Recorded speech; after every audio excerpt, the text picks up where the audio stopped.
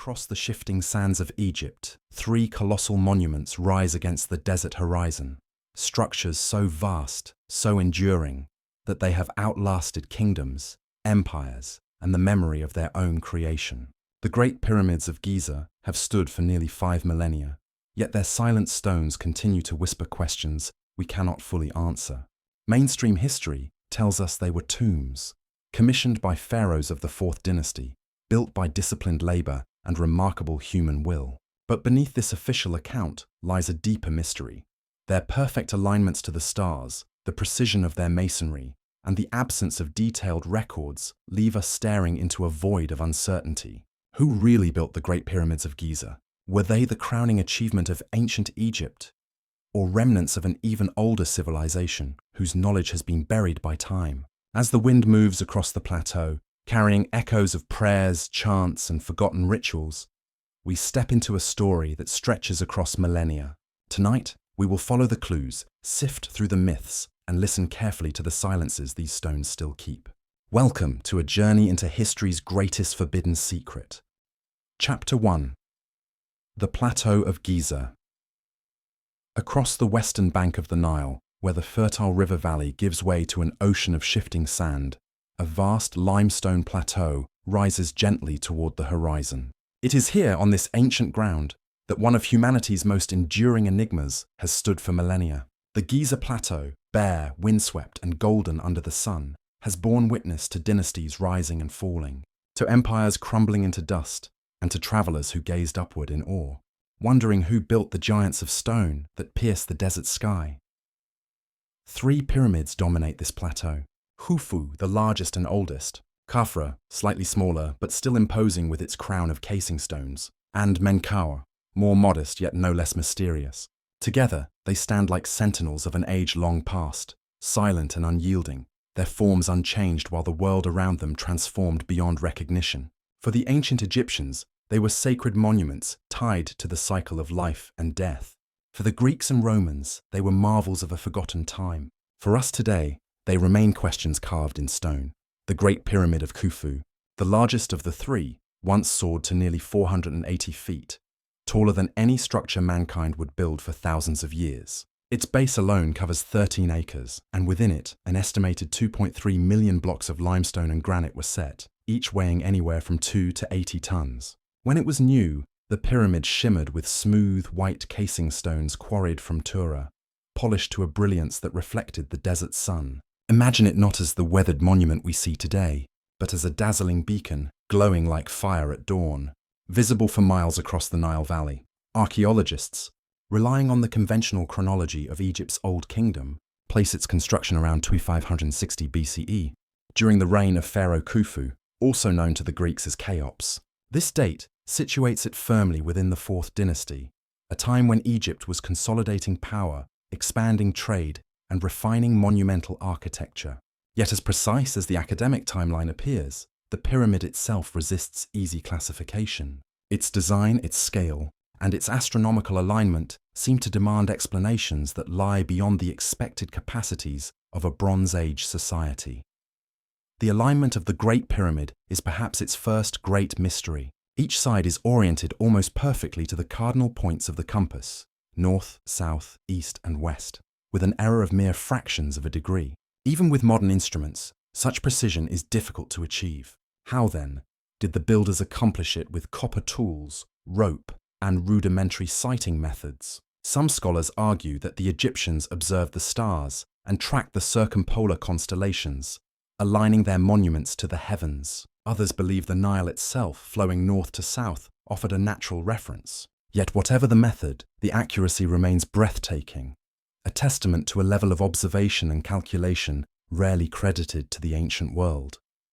The plateau itself was no casual choice of location. The limestone bedrock here offered a stable foundation capable of bearing the weight of millions of tons of stone. Nearby quarries provided the raw material, while the Nile, in antiquity, flowed closer to the site, enabling transport of heavier blocks by boat. The environment was both practical and symbolic.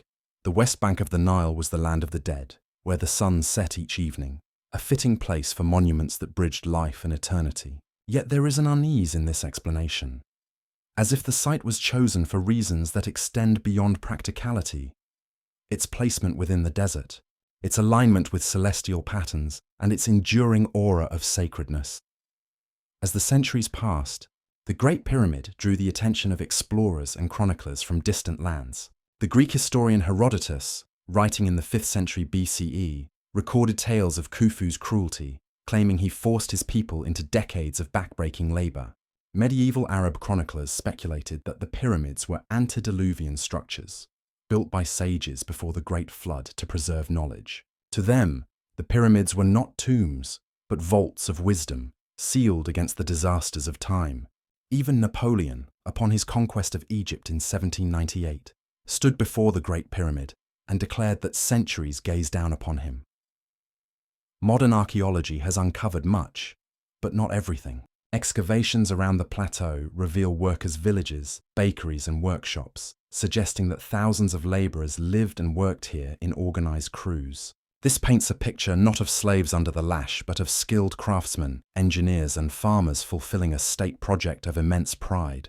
Yet the logistics of how 2 million blocks were lifted, aligned, and set with such precision remains open to debate. Ramps are often proposed, straight ramps, zigzagging ramps, or spirals, but none of these theories fully explain how the upper tiers were completed without leaving behind evidence of colossal construction works. The plateau holds its secrets tightly, yielding just enough to tantalize, never enough to satisfy.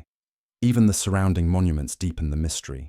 The Sphinx, half buried in sand for much of its history, seems to gaze eternally toward the rising sun, its weathered face eroded in ways some geologists argue could only result from heavy rainfall, perhaps thousands of years before the accepted age of Giza. If the Sphinx indeed predates the pyramids, then the plateau may have been a sacred site long before the dynasties we know. Could the pyramids be part of an inherited tradition, built upon an even older memory of the land? The atmosphere of Giza is one of duality. On the one hand, it is a triumph of human ingenuity, engineering, organization, and vision coalescing into a monument that still dwarfs our imagination. On the other, it is an enigma wrapped in silence, a puzzle where every solution spawns further questions. The inscriptions that would normally trumpet the pharaoh's glory are absent. The texts that might explain the methods of construction are nowhere to be found. What remains is stone, mute, enduring, and unfathomably precise. As the sun sets over the plateau, the pyramids take on a different character. Their jagged outlines glow red against the horizon, then fade into shadow as night descends. Above them, Orion's belt and Sirius emerge in the darkening sky, the very stars to which the pyramids appear aligned. It is in these moments that the silence grows deepest, that the line between the factual and the mythic begins to blur. Were these structures built solely as tombs for kings? Or were they part of a greater, older design, a message encoded in stone, meant to endure long after its makers had vanished? The Plateau of Giza is not simply a landscape of monuments, it is a threshold, a meeting place between the known and the unknown, between history and legend. Its stones hold memory, but refuse to give up their story easily. For every scholar who measures its angles, for every explorer who peers into its chambers, there remains a lingering sense that what we are seeing is only the surface of a far greater mystery. And so, as we stand on this ancient ground, gazing at the vast forms rising against the desert sky, we are left not with answers, but with questions. Questions that echo across the centuries, whispered by the wind, guarded by stone. The journey into the heart of this mystery is only beginning. Chapter 2. Khufu, Pharaoh or Symbol. In the sweeping sands of ancient Egypt, one name emerges again and again whenever the Great Pyramid is mentioned. Khufu, known to the Greeks as Cheops. He is remembered in textbooks as the visionary ruler who ordered its construction, the monarch who marshaled the resources of his kingdom to raise the tallest stone monument the world had ever seen. According to the conventional timeline, his reign began around 2589 BCE, a period scholars assign to Egypt's 4th dynasty. Yet when we look closely, Khufu himself is more shadow than substance. His presence in the historical record is strangely faint, his figure barely discernible against the enormity of the pyramid attributed to him. The ancient Greek historian Herodotus, writing some 2,000 years after Khufu's reign, provides one of the earliest surviving narratives of this enigmatic pharaoh. To Herodotus, Khufu was no benevolent king but a cruel despot. a man who closed temples, suspended religious practices, and compelled his subjects to labor without rest. He describes tens of thousands working in shifts, dragging colossal limestone blocks across the desert for decades. This image, passed down through centuries, has framed Khufu as a tyrant, whose legacy is written not in gold, but in sweat and suffering. Yet when we turn to Egyptian sources themselves, the picture becomes less clear and far more mysterious. The Egyptians were meticulous record keepers, adorning temples, tombs, and monuments with inscriptions that exalted their rulers. Pharaohs immortalized their victories in battle, their offerings to the gods, and their triumphs in construction. But in the case of Khufu, silence reigns. There are no vast reliefs of him overseeing the pyramid's construction. No monumental statues proclaim his grandeur. In fact, only a handful of statues of Khufu have ever been found, most no larger than a man's hand. The greatest of these is scarcely 3 inches tall, a tiny ivory figure discovered in the ruins of Abydos in 1903. If Khufu truly commanded the building of the largest pyramid on Earth, why does the archaeological record preserve so little of him? One clue lies hidden within the pyramid itself. In 1837, British explorer Colonel Howard Vyse blasted his way into a series of upper chambers above the king's chamber, void-like spaces never intended to be seen by human eyes. There, painted in red ochre, he discovered quarry marks and cartouches, inscriptions that seemed to bear the name of Khufu. To Egyptologists, this was the missing link, the signature of the pharaoh himself, confirmation that the Great Pyramid was indeed his work. But not all were convinced. Some skeptics argue that the marks were hastily applied by Vyse's team, eager to secure fame and recognition for solving the pyramid's authorship. The controversy lingers, unresolved, and leaves us with an unsettling possibility that the strongest direct evidence tying Khufu to the pyramid may not be ancient at all. Even if we accept the quarry marks as authentic, they raise questions rather than answers. For a project of such magnitude, requiring the coordination of quarrying, transport, engineering, and astronomy, wouldn't the Egyptians have celebrated Khufu's achievement in every medium available? Why is his pyramid devoid of the grand funerary inscriptions found in later tombs? Why do we find no papyrus records, no stelae, no annals praising his accomplishment? Some scholars suggest that such records may have existed but are now lost, swallowed by time and the desert. Others wonder whether Khufu's role was less as builder and more as inheritor. Could the Great Pyramid have been the relic of an earlier age, restored or repurposed by Khufu for his reign? The silence of the ancient Egyptians themselves is striking. Later generations spoke of the pyramids with reverence, yet Khufu's name was not always spoken with respect. In texts from the Middle Kingdom, centuries after his death, he is remembered with ambivalence, sometimes as a ruler, sometimes as a figure of caution, his memory tinged with unease. Was this disdain the echo of genuine tyranny, or the consequence of something deeper, something forgotten? There are also hints in myth. Some later Arab traditions spoke of the pyramids not as tombs, but as storehouses of antediluvian knowledge, built by kings or sages long before the flood. Within these accounts, Khufu sometimes appears not as the creator, but as the seeker, a man who stumbled upon ancient wisdom preserved in stone. If these legends hold even a fragment of truth, then Khufu's pyramid may not have been born of his reign at all, but rather reimagined within it. And so we are left with an enigma. A pharaoh credited with the greatest architectural achievement of antiquity, yet barely visible in the records of his own people. A monument of such scale and precision that it defies the limits of its age, tethered to a king whose memory is preserved only in fragments. Was Khufu the mastermind, the tyrant who bent a nation to his will? Was he a restorer, inheriting a monument from a civilization already forgotten in his time? Or is he simply a symbol, a name attached by tradition to a mystery too vast for history to contain? The sands of Giza conceal their answers with patience, as they always have. And as the sun sets over the limestone plateau, Khufu's shadow stretches long, half pharaoh, half phantom, caught between history and legend. Beneath the silence of Khufu's reign lies another question. Why would the Egyptians, who so carefully enshrined the deeds of their rulers, allow his memory to fade into such obscurity? Some historians argue that the answer lies in the political climate of the time. Egypt's fourth dynasty was a moment of immense centralization, when pharaohs projected their authority not only through temples and armies, but through monuments of stone that could not be erased. Perhaps the pyramid itself was meant to be Khufu's eternal proclamation, so vast and so enduring that words and statues became unnecessary. The pyramid was his monument, his declaration, his immortality carved into the earth. And yet, this explanation feels incomplete. Later pharaohs built their tombs in the Valley of the Kings, inscribing their names, prayers, and cosmic journeys across the walls of hidden chambers. They left behind texts like the Pyramid Texts and the Book of the Dead, explicit records of their beliefs and their afterlives. Khufu left nothing of the sort. The Great Pyramid stands mute, empty of hieroglyphs, stripped of treasures, its inner chambers stark and unadorned. Was this silence intentional? Could it have been a reflection of a lost ritual tradition, one that communicated not through words, but through geometry, alignment, and proportion? The precision of the pyramid itself offers clues. Its sides align almost perfectly with the cardinal directions, deviating only fractions of a degree. Its base forms an almost flawless square, the difference between its longest and shortest sides less than the length of a hand. The ratio of its height to its base encodes mathematical constants, whispering of knowledge that seems far ahead of its time. If Khufu's role was symbolic, perhaps he represented not just a king, but a link in a lineage of guardians, custodians of a knowledge older than Egypt itself. This interpretation is not without precedent. Ancient traditions across the world speak of rulers who inherited, rather than created, great works of stone. In Mesopotamia, later kings claimed the ruins of older cities as their own.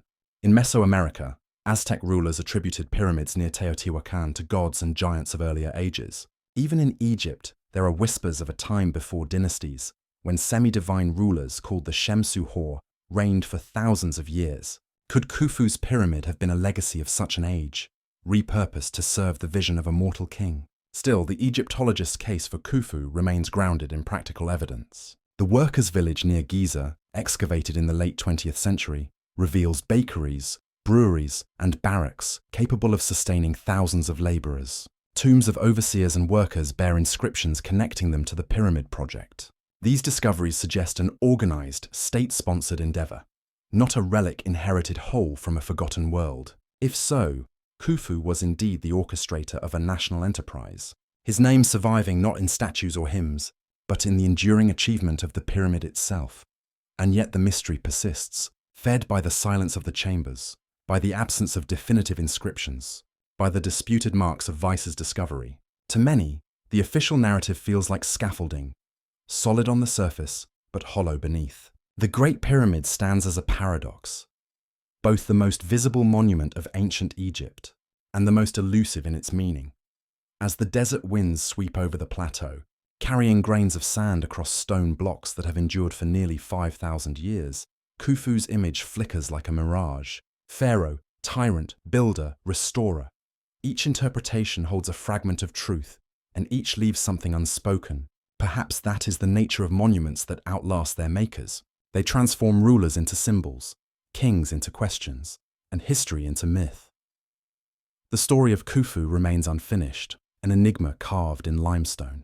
And as we step deeper into the mystery, we are left to wonder, was this pharaoh truly the master of stone and stars, or merely a figure placed at the threshold of a secret older than history itself?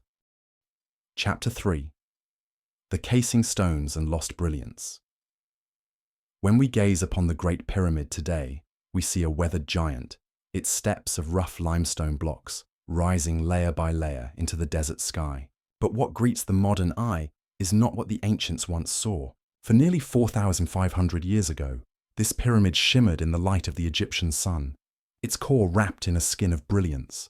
Over 140,000 blocks of fine white Tura limestone once encased the monument, cut and polished so precisely that the surfaces gleamed like mirrors. To approach Giza in its prime would have been to witness not a mound of stone, but a radiant mountain of light, glowing with an intensity that turned the desert horizon into a vision of the divine. These casing stones were quarried across the Nile at Tura, their chalk-white quality prized by the builders of temples and monuments throughout Egypt. The process of extraction was itself a feat of engineering. Blocks weighing multiple tons were carved out of living bedrock, ferried across the Nile on barges, then hauled onto the plateau. But what lingers as the true enigma is not their transport, it is their precision. Some surviving fragments, still lodged at the pyramid's base, display joins so fine that even a human hair cannot be inserted between them.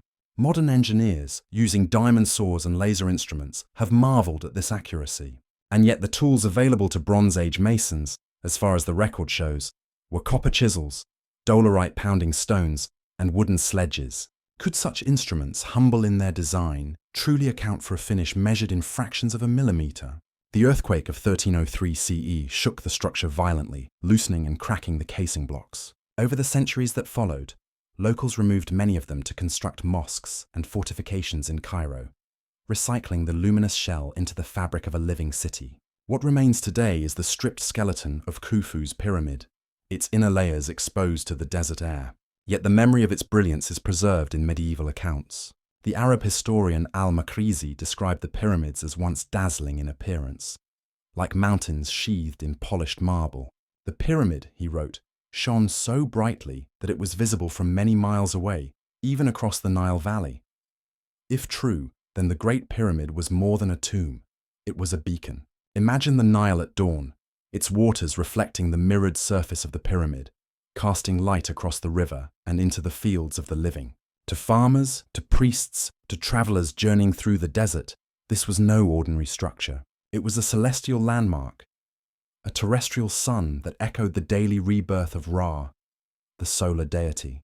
Its geometry and its radiance were woven into a ritual dialogue with the heavens, proclaiming the pharaoh's role as mediator between gods and men. Some researchers suggest that this reflective quality was intentional, part of a grand symbolic program. The pyramid may have functioned not only as a royal tomb, but as an embodiment of the primordial mound of creation, rising out of the chaotic waters of Nun.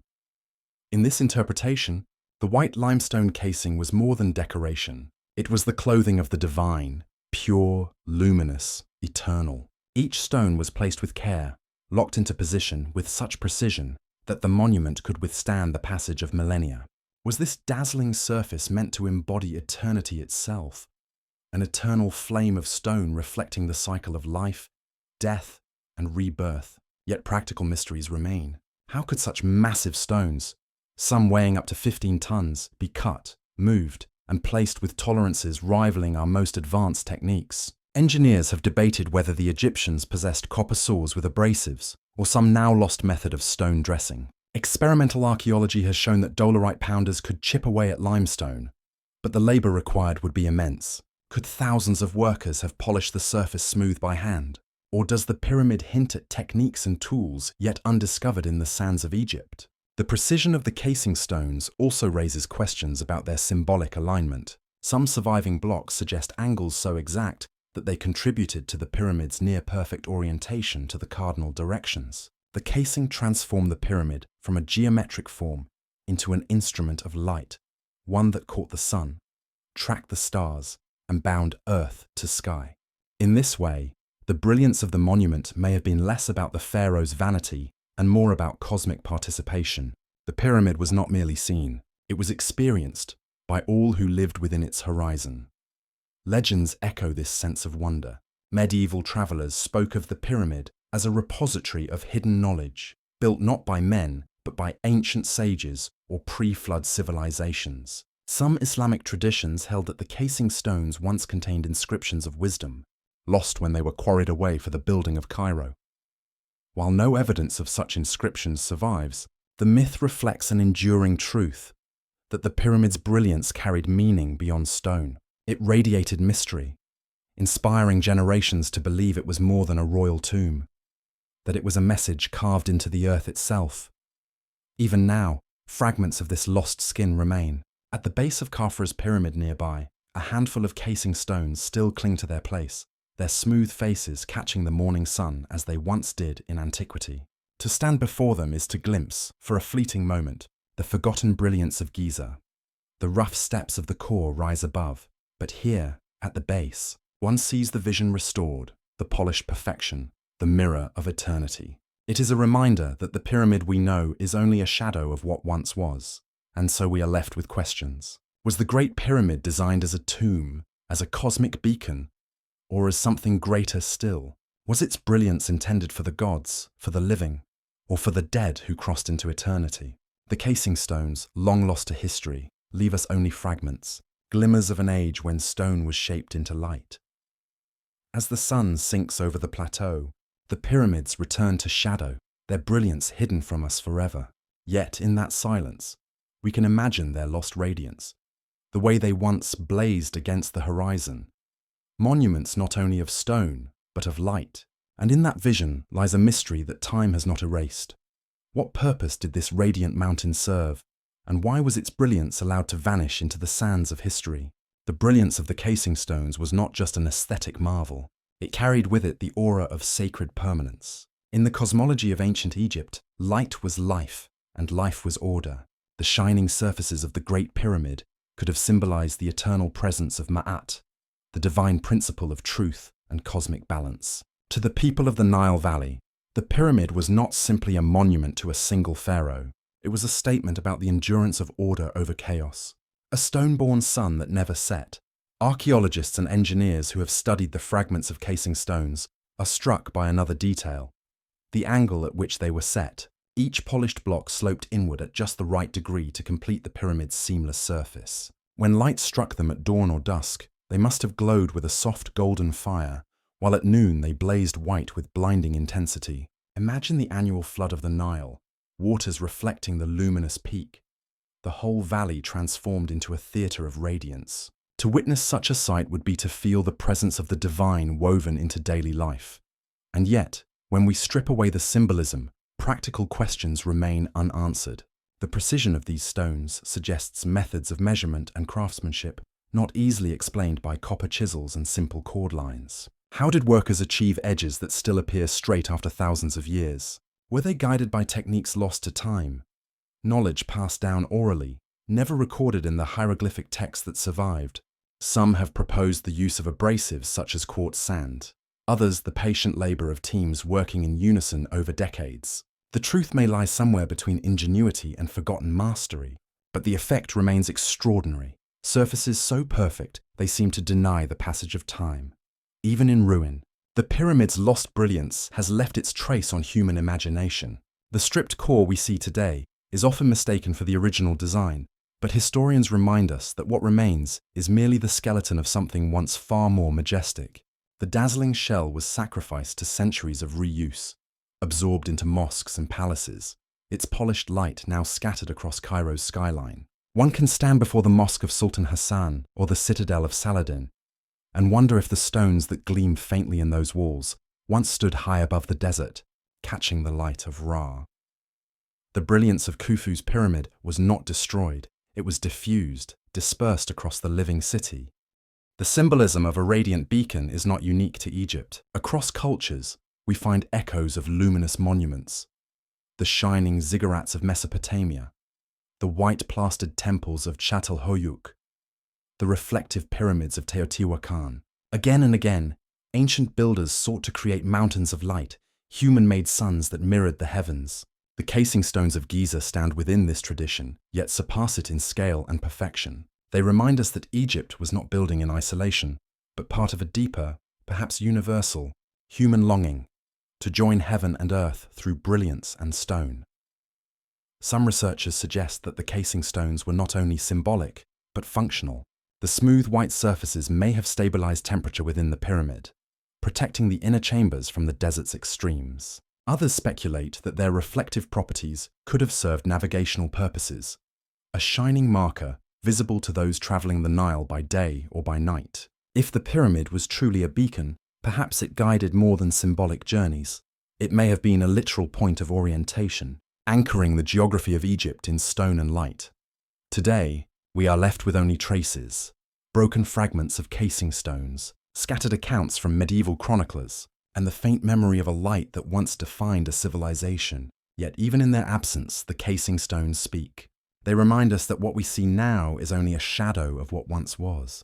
The Great Pyramid, stripped and weathered, still commands awe. But once, it must have inspired not awe alone, but reverence, an overwhelming sense that one was standing before a gateway to the eternal. Chapter 4. The Hidden Chambers.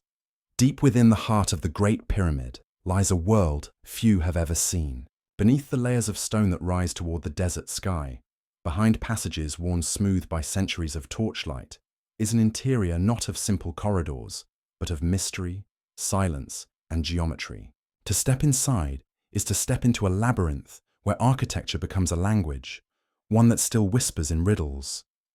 The pyramid's passages descend and ascend in sharp angles, carrying us into three principal chambers known today as the subterranean chamber, the Queen's Chamber and the King's Chamber.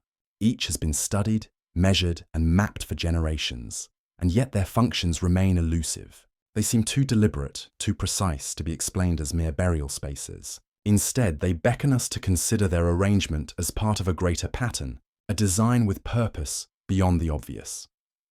At the base of the pyramid lies the subterranean chamber, cut directly into the bedrock beneath the colossal structure. Its rough surfaces contrast with the polished granite of the upper chambers, as though it were either abandoned mid-construction or intended to remain unfinished. Here, in the cool air beneath millions of tons of stone, scholars debate whether this was meant as the pharaoh's true tomb, an earlier concept later abandoned, or perhaps a symbolic passage into the underworld itself. For some, the unfinished nature feels intentional, as if the very rawness of the rock was part of a ritual dialogue between earth and sky. Ascending upward, one reaches the so-called Queen's Chamber, misnamed by early explorers who imagined it might have held a royal consort, but no evidence supports this. Instead, the chamber stands empty, its walls plain, its silence profound. Yet here, two narrow shafts pierce the stone, angled precisely upward, not toward the outside world, but seemingly toward the stars. One points toward the constellation of Orion's belt, the other toward Sirius, the brightest star in the heavens, long associated with rebirth and the flooding of the Nile. Were these mere ventilation shafts, as some claim, or were they celestial conduits, pathways for the soul, aligning the pharaoh not only with the stars, but with eternity itself? Higher still lies the King's Chamber, the most monumental space within. Its walls are fashioned from massive blocks of red granite hauled from Aswan, nearly 500 miles away. Within rests a single stone sarcophagus, unadorned, unfinished, and curiously large, as though designed before the chamber itself was complete. Above the chamber, hidden by layers of stone, lie 5 relieving chambers, stacked to disperse the pyramid's weight. Yet here, in the highest of these spaces, explorers once found a mark, an inscription naming Khufu. To orthodox scholars, this confirmed the pyramid's builder, but to others, it raised questions. Was this mark authentic or a later addition, painted to anchor the monument to a familiar king? Even as debates swirl around these known chambers, new mysteries continue to emerge. In 2017, an international team of scientists employed an extraordinary technique, cosmic ray muon imaging, a method capable of peering through stone to detect hidden voids. The results astonished the world. Above the Grand Gallery, they identified a vast unexplored cavity, as long as the gallery itself, concealed for more than 4,000 years. Its purpose is unknown. No entrances are visible. Was it a structural device, relieving pressure? A secret corridor left unfinished? Or could it have been a hidden vault, safeguarding relics now long forgotten? The announcement rekindled ancient questions. Is the Great Pyramid truly a tomb, or something far more complex? Why build secret voids, unreachable and concealed, if not to preserve something of value, or to embody a principle lost to time? The void discovered in 2017 is not the first anomaly. Previous scans have hinted at irregularities in the stone, unexplored passages that might still await discovery. And with each revelation, the sense grows that the pyramid is not a solid mountain of stone, but a honeycomb of meaning, a monument where absence is as intentional as presence. The geometry of these chambers is itself a riddle. The Grand Gallery, a soaring passage leading toward the King's Chamber, rises at an angle of precisely 26 degrees. The Queen's Chamber lies at the pyramid's exact central axis. The shafts that align with Orion and Sirius are cut with astonishing precision, suggesting that the builders possessed not only monumental engineering skill, but a deep knowledge of the heavens. If the pyramid was meant only as a tomb, why such elaborate care in aligning stone with starlight? Some researchers propose that the entire structure functioned as a kind of machine, a resonant chamber designed to harness natural forces, sound, vibration, or even energy from the earth itself. In this view, The hidden voids and chambers were not mistakes or abandoned plans, but integral parts of a grand design, an architecture that spoke to forces unseen. Whether this is speculation or a rediscovery of lost science remains uncertain, yet it lingers because the pyramid resists all simple explanations. Standing within these chambers, one is struck not by the presence of the dead, but by an overwhelming sense of silence, an intentional stillness. No hieroglyphs cover the walls. No triumphal inscriptions boast of kingship, conquest, or divine favor. The chambers seem to exist beyond the personal, beyond even the pharaoh himself, as though constructed for principles, not people. This absence, this deliberate restraint, is itself a message. And then there is the question of what remains hidden. If muon scans revealed one vast chamber after thousands of years, how many more remain undiscovered? Could there be sealed rooms still holding the archives of a forgotten age, texts or artifacts deliberately concealed, awaiting a future when humanity is prepared to understand them? Or is the pyramid itself the archive, its very geometry encoding truths that words could never convey? The hidden chambers of the Great Pyramid are not merely architectural curiosities, they are invitations.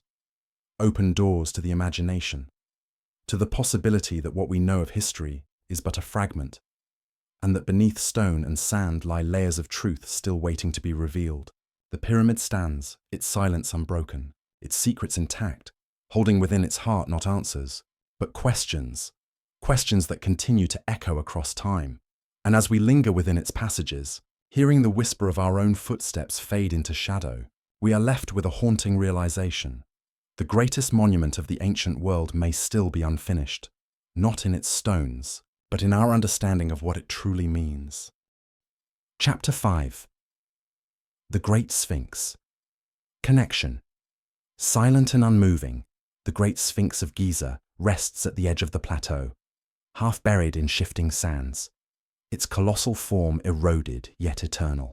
With the body of a lion and the face of a man, it gazes eastward toward the horizon where the sun rises each day. To approach it is to feel the weight of time itself pressing down, as though this guardian has watched not merely centuries, but ages pass before its sightless eyes. Carved directly from the limestone bedrock, the Sphinx measures over 240 feet in length and 66 feet in height, dwarfing all who stand at its paws. Scholars generally attribute its construction to Pharaoh Khufu, builder of the Second Pyramid, around 2500 BCE. Yet this attribution rests largely on circumstantial evidence, for no inscriptions link the Sphinx to Khufu by name. Instead, the monument offers only silence, and in that silence, questions thrive. Its face, severely eroded, the nose long broken, the beard fragments scattered into museums, bears traces of royal features. Some argue the visage resembles Khufu, aligning it neatly with the orthodox timeline. But others point out that proportions have been altered by repairs and erosion, and the resemblance is far from certain. Could the Sphinx have borne the likeness of an earlier ruler, or perhaps represented not a king at all, but a divine archetype? A fusion of human intelligence and leonine strength meant to embody eternal guardianship. The geology of the Sphinx enclosure adds another layer of mystery. In the 1990s, geologist Robert Schoch of Boston University presented evidence that the deep, rounded weathering patterns on the walls of the Sphinx pit were caused not by wind and sand, but by rainfall, heavy, sustained rainfall. Such precipitation has not fallen on the Giza Plateau since long before the Old Kingdom, perhaps as early as 7,000 to 9,000 years ago, at the end of the last ice age. If true, this would mean the Sphinx predates Khufu's reign by millennia, constructed by an unknown culture that flourished when the Sahara was still green. This proposal sparked intense debate. Egyptologists resisted, pointing out that no records exist of a civilization capable of carving such a monument so far back in time. To them, the Sphinx must fit into the known dynastic framework. Yet Schoch's observations of water weathering remain difficult to dismiss. Even John Anthony West, an independent researcher, emphasized that the erosion spoke of a forgotten epoch, an age erased from official history, but perhaps preserved in stone. Excavations around the Sphinx have revealed restoration efforts spanning thousands of years. Ancient pharaohs, including Thutmose IV in the 15th century BCE, left inscriptions telling of dreams in which the Sphinx spoke, promising power to those who uncovered its body from the sand. The famous dream stele, placed between its paws, recounts how the young prince, weary from hunting, slept in the shadow of the guardian and awoke with a divine command. Clear away the encroaching sand, and kingship would be his. That stele reveals not only devotion, but also that the Sphinx was already ancient and buried in shifting dunes more than 1,000 years after Khafra. If the Sphinx was old, even in the New Kingdom, how much older could it truly be? The question lingers like the desert wind, erasing footprints as quickly as they appear.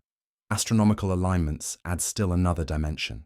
The Sphinx faces due east, its gaze fixed upon the rising sun at the equinox, when day and night are balanced. Such positioning speaks to cycles of renewal and cosmic order, binding the monument to the eternal rhythm of time. Some have proposed that in the age of Leo, around 10,500 BCE, the Sphinx would have aligned with the constellation of the Lion itself, a symbolic union of sky and earth. Could this alignment mark its true origin, placing its creation in a prehistoric epoch remembered only through myth? Or is it coincidence, a projection of modern imagination onto ancient stone? The Sphinx has also been linked, symbolically and spatially, to the pyramids that rise behind it. Together, they form a triad of mystery. The pyramids lifting toward the heavens, the Sphinx rooted in the earth, staring toward the rebirth of the sun. Some researchers interpret this as a sacred landscape, a fusion of geometry and mythology designed to embody principles of resurrection, order, and guardianship. Others see echoes of forgotten rituals, where the lion-bodied sentinel served as a threshold figure, guarding access to the mysteries within the plateau. In modern times, whispers of hidden chambers beneath the Sphinx have circulated persistently. Edgar Cayce, the American mystic, spoke of a hall of records buried near its paws, a library of lost knowledge from Atlantis. Though mainstream archaeology finds no evidence of such a vault, seismic surveys have suggested anomalies beneath the bedrock. Could there be sealed spaces yet unexplored, holding inscriptions or artifacts that might alter history's script? Or are these merely natural fissures, magnified by hope and speculation? What is certain is that the Sphinx has endured cycles of neglect and restoration, silence and rediscovery. For much of its existence, it lay buried to its neck in sand, re-emerging only when rulers or conquerors sought to reclaim its presence. Even Napoleon scholars, when they arrived in Egypt at the dawn of the 19th century, found the guardian still half submerged. Each unearthing feels like a resurrection, as though the monument itself is enacting the very theme it embodies: death, concealment, and rebirth. Today, standing before the Sphinx, one feels less like a spectator of history and more like a participant in an ongoing riddle. Its weathered gaze does not answer questions. It multiplies them. Was it built by Khafra as a symbol of his reign? Was it a monument inherited from a culture whose memory has been swallowed by time? Was it aligned deliberately with the heavens to mirror cycles of the cosmos? Or is it all of these things at once?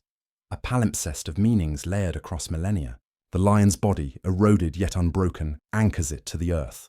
The human face, though damaged, raises it toward divinity. Between the two lies a mystery that refuses resolution. The Great Sphinx endures not merely as a monument of stone, but as a question carved into the bedrock of human memory.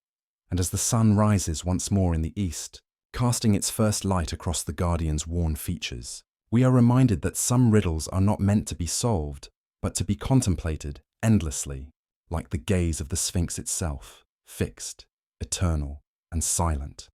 Chapter 6. Alignments with Orion. The pyramids of Giza do not rise in isolation. They stand in relationship, as if fixed within a grander order, their massive geometry echoing patterns written not only in the desert, but in the night sky. When darkness settles over Egypt and the stars emerge above the plateau, a subtle truth reveals itself. The three pyramids mirror the three stars of Orion's belt. This alignment is not vague. The positions of Khufu, Khafra, and Menkaure correspond with striking precision to Al-Nitak, Al-Nilam, and Mintaka, the line of stars that form Orion's narrow waist. Menkaure, the smallest pyramid, even sits slightly offset, just as its stellar counterpart does. To trace this map from heaven to earth is to glimpse a deliberate design, one that suggests the builders were not simply raising tombs, but encoding cosmic order in stone. For the ancient Egyptians, Orion was more than a constellation. It was the celestial manifestation of Osiris, god of the afterlife, lord of resurrection and eternal cycles. To gaze upon Orion was to look into the realm of the divine, where the soul of the pharaoh might journey after death. By placing the pyramids in this stellar pattern, the builders may have been inscribing into the land itself the myth of death and rebirth, binding the king's eternal destiny to the heavens. Inside the Great Pyramid, shafts extend from the king's chamber and queen's chamber, piercing upward through layers of stone. Long dismissed as ventilation ducts, they are now understood to have astronomical alignments. One shaft points toward Orion itself, another to Sirius, the brightest star in the night sky, associated with the goddess Isis. Together, Orion and Sirius embodied Osiris and Isis, the divine couple of Egyptian myth, eternally linked in cycles of death and renewal. These channels of stone seem less like airways and more like guiding paths for the soul, routes by which the pharaoh's spirit could ascend into the sky and join the imperishable stars. The precision of these alignments astonishes modern researchers. To orient a structure weighing millions of tons so exactly towards celestial targets requires not only engineering mastery, but also a deep understanding of the heavens. The shafts measure only a few inches across, yet their aim is unwavering, fixed upon the brightest lights of the ancient night sky. Such accuracy implies careful observation across generations, perhaps the accumulation of an advanced astronomical tradition, long before the conventional timeline allows. Some have suggested that the Giza complex was conceived as a terrestrial map of the heavens, a reflection of the sky on Earth. The pyramids of Khufu, Khafre, and Menkaure mirror Orion's belt. The Nile itself, flowing northward beside the plateau, corresponds to the Milky Way, the great celestial river. Together, the landscape and the heavens form a mirror image, as though the builders sought to bind Egypt into the very fabric of the cosmos. If true, such a vision challenges the conventional view of the pyramids as mere royal tombs. Instead, they become part of a cosmic machine, a living temple in stone that linked earth and sky. The pharaoh's burial was not the end of life, but a passage into the stellar realm, and the monument was his gateway.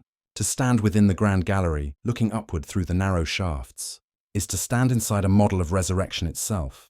The Orion correlation theory, popularized in the late 20th century by Robert Bauval, remains controversial. Mainstream Egyptologists argue that the pyramid's arrangement could be explained by practical considerations of terrain and construction. They caution that drawing too precise a correlation risks projecting modern ideas onto ancient intentions. Yet the resonance between sky and stone is difficult to dismiss. The Egyptians themselves recorded Orion as the celestial Osiris and aligned temples, shrines, and rituals to its rising and setting. Why should their greatest monuments be exempt from this cosmic order? There is also the question of time. Bauval and others have argued that the alignment is not perfect in the modern sky, but would have matched most precisely around 10,500 BCE.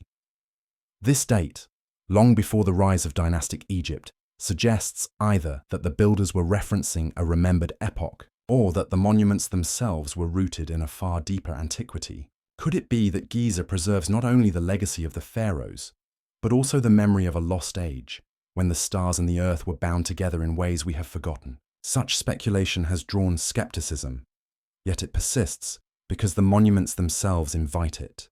Their scale, their geometry, and their celestial correspondences all whisper of intentions greater than funerary ritual. To dismiss the alignments as coincidence is to ignore the profound role the stars played in Egyptian religion. Every dawn and dusk was measured against the heavens. The flooding of the Nile was foretold by the rising of Sirius. The pharaoh himself was believed to ascend as a star. Within this worldview, to build in harmony with Orion was not an eccentric choice. It was the natural order of things. Standing on the plateau at night, one can feel this harmony. The desert air cools, the stars blaze with ancient fire, and Orion rises in the east, just as it has for tens of thousands of years. The pyramids, massive and silent, seem less like human works and more like anchors of eternity, fixing the rhythms of the cosmos into the bedrock of the earth. And yet, the deeper question lingers. How much did the builders truly know? Were they careful observers of the night sky, translating myth into stone with patient precision? Or did they inherit fragments of knowledge from an earlier epoch, a legacy passed through ages, half remembered yet enduring? The Orion alignment stands as a riddle, both undeniable in its presence and unfathomable in its full meaning. The stars still move overhead, eternal and untouchable. The pyramids still rise from the sand, immutable and vast. Between them stretches a dialogue older than history, a conversation written in light and stone. And in that silence, we are left to wonder whether the builders of Giza reached upward toward the heavens, or whether the heavens themselves reached down, imprinting their eternal order upon the earth. Chapter 7. Quarry Marks and the Vice Controversy. In the summer of 1837, on the windswept Plateau of Giza, an English colonel named Howard Vyse sought to make his mark upon history. The pyramids had long stood as enigmas, defying explanation, and explorers of the age were consumed with the desire to unlock their secrets. Vyse, a man of means but not of scholarly training, was determined that his name would forever be linked to the revelation of Giza. Armed not only with ambition, but with dynamite and gunpowder, he began forcing his way into passages that had lain sealed for millennia. Above the king's chamber of the Great Pyramid, he blasted through stone until he revealed a series of hidden compartments, now known as the relieving chambers.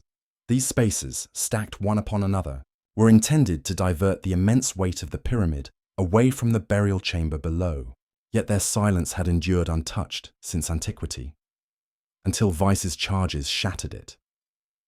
Inside, he discovered crude red marks painted upon the limestone blocks. They were not inscriptions of grandeur, but simple quarry marks, written in the workman's script of hieratic and hieroglyphs, brushed hastily in red ochre. Among them appeared a name of profound significance, Khufu.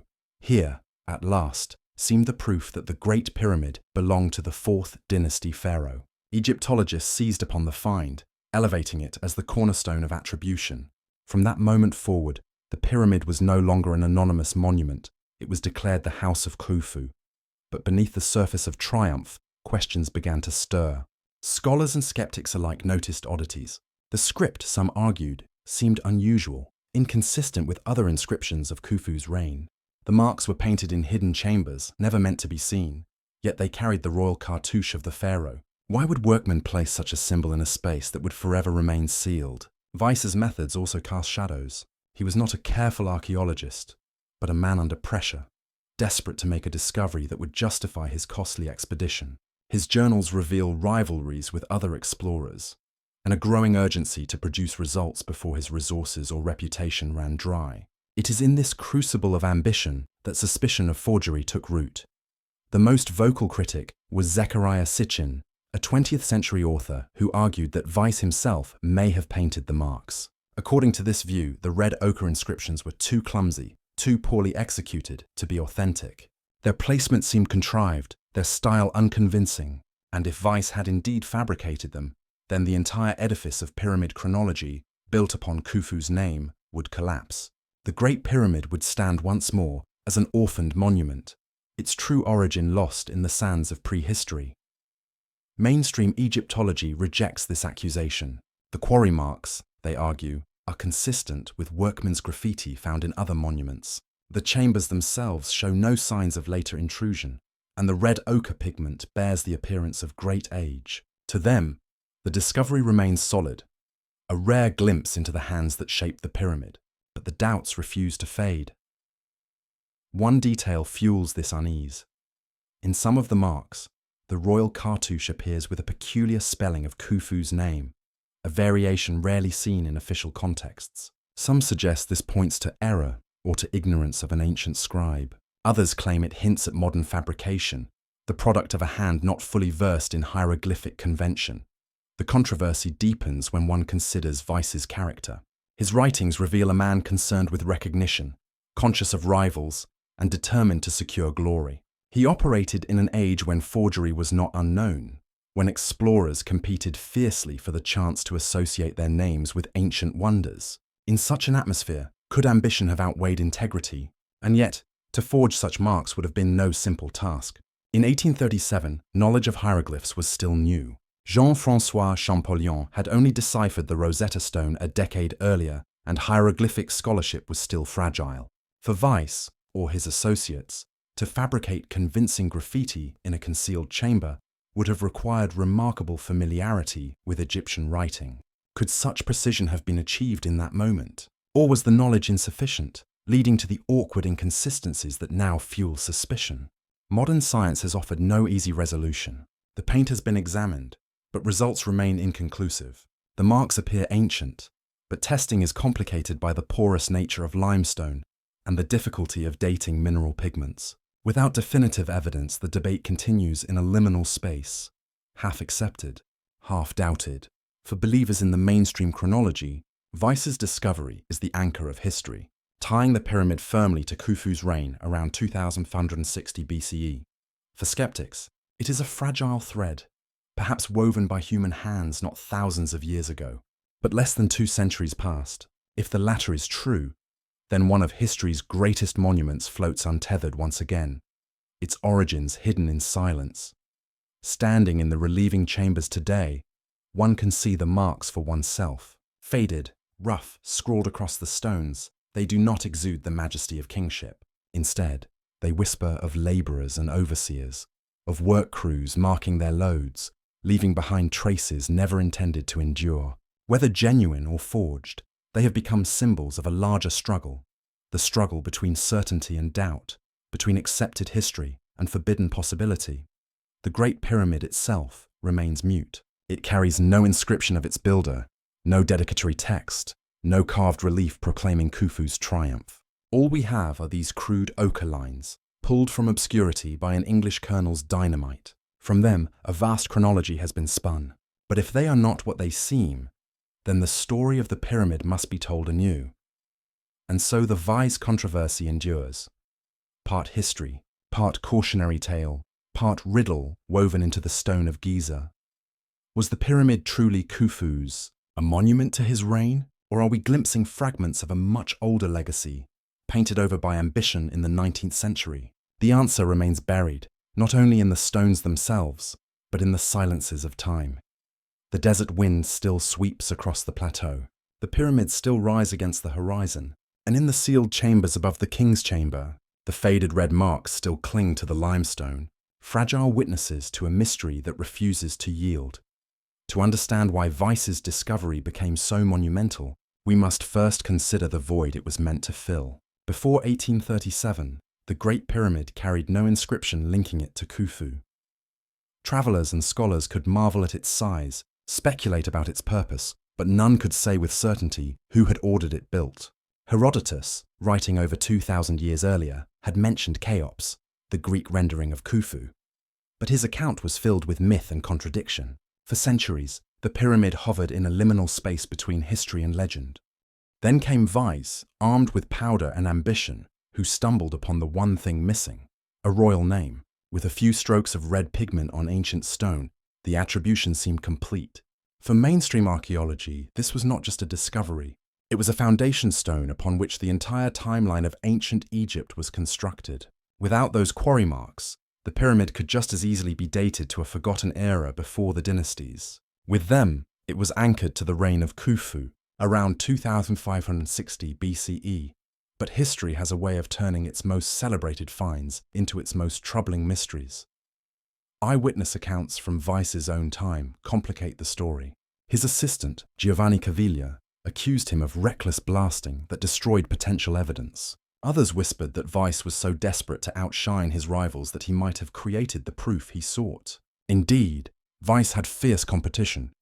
Another explorer, Richard William Howard Gatt, was excavating nearby and making significant finds. Weiss could not afford to leave Giza empty-handed. The pressure was palpable, and so suspicion lingers. What if the quarry marks were a fabrication, added not by ancient workers but by a 19th century colonel or one of his aides? This suspicion gained traction in the late 20th century, when writers like Zechariah Sitchin and later Graham Hancock revisited the controversy. They noted peculiarities in the cartouches. In some cases, Khufu's name appears in a form rarely, if ever, used during his lifetime. One hieroglyph, the disk representing the solar Ra, appears drawn incorrectly, as though copied from a book, rather than from genuine ancient inscriptions. Critics argue this is precisely the kind of error a forger might make. Someone familiar enough to attempt replication, but not deeply versed in Egyptian grammar. The defenders of authenticity counter with a simple point. The marks are crude because they were never meant to be seen. They were workmen's notations, not sacred inscriptions. To expect the elegance of temple reliefs in a sealed chamber is to misunderstand their purpose. To them, The awkward spellings or variations are evidence not of forgery, but of casual shorthand among quarry gangs. Science, too, has been invoked to settle the debate.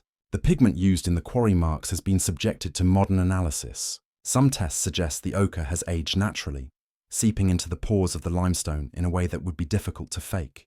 Others argue that the porous nature of stone makes precise dating nearly impossible, leaving the question unresolved.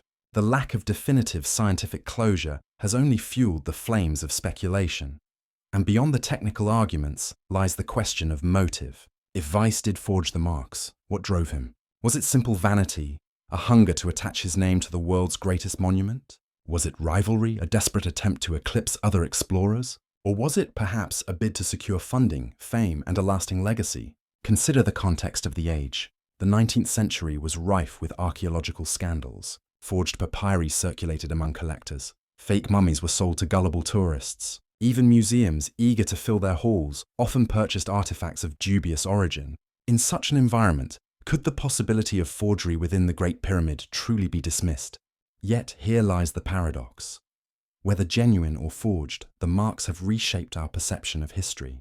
For over 180 years, they have been cited in textbooks, repeated in lectures, and displayed in documentaries as the smoking gun of Khufu's authorship. Generations of Egyptologists have built upon this foundation. If it crumbles, the entire chronology of the Old Kingdom trembles with it. The Great Pyramid without Khufu becomes something altogether more mysterious. No longer the funerary project of a single pharaoh, it might instead be the relic of an older, forgotten civilization, one that predates the dynastic record. This is why the Weiss controversy matters so deeply. It is not merely about paint on stone, but about the framework of human history itself. When visitors peer into the relieving chambers today, few realize the weight of the debate that clings to those faded ochre strokes. They see graffiti, perhaps careless scribbles, yet these marks carry the power to anchor, or to unmoor, the greatest monument of antiquity. And still, the stones are silent. They do not confirm. They do not deny. They wait, as they always have, while we argue around them. Perhaps that is the final mystery, that the Great Pyramid, in all its majesty, may never yield certainty. Perhaps its builders intended it that way. A riddle in stone, eternally poised between history and legend. And so, the quarry marks of Howard Weiss endure, contested, doubted, defended, but never dismissed. They are both evidence and enigma, both answer and question. And like the pyramid itself, they leave us staring into the unknown, wondering whether we are glimpsing truth, or only shadows painted in red. Chapter 8. The workman's village at Giza, the base of the Giza Plateau, hidden beneath centuries of drifting sand. Archaeologists have uncovered something that reshaped our understanding of the Great Pyramid's makers. Not a tomb, not a temple, but a village, a place where the men and women who labored on Egypt's most enduring monuments once ate, slept and lived their lives. In 1990, archaeologist Mark Lehner and his team began excavating an area south of the Sphinx, where hints of mud brick walls had long been noted. What emerged was a settlement sprawling across the desert floor. Bakeries with giant vats for mixing dough, breweries where jars of barley beer once fermented in the heat, barracks that may have housed hundreds of workers. The story that unfolded was not one of slaves in chains, but of a carefully organized, state-supported workforce. Here, on the edge of the world's greatest construction site, thousands of hands were fed and sustained. The bread ovens alone tell their own tale. Vast circular pits, lined with clay, designed to turn out loaves by the thousands. Beer, thick and nourishing, was brewed in quantities that could slake the thirst of entire crews beneath the desert sun. In these remains, we glimpse not misery, but management. Not chaos, but order. The skeletal remains from nearby cemeteries reinforce this vision. Buried here are men who bore the marks of heavy labor, spines compressed, bones worn with strain. Yet they were not discarded. They were honored.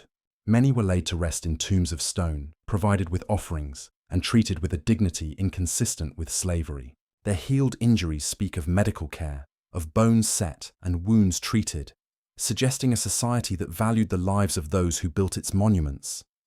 And yet, the village also deepens the enigma. These were Bronze Age men and women, living 4,500 years ago.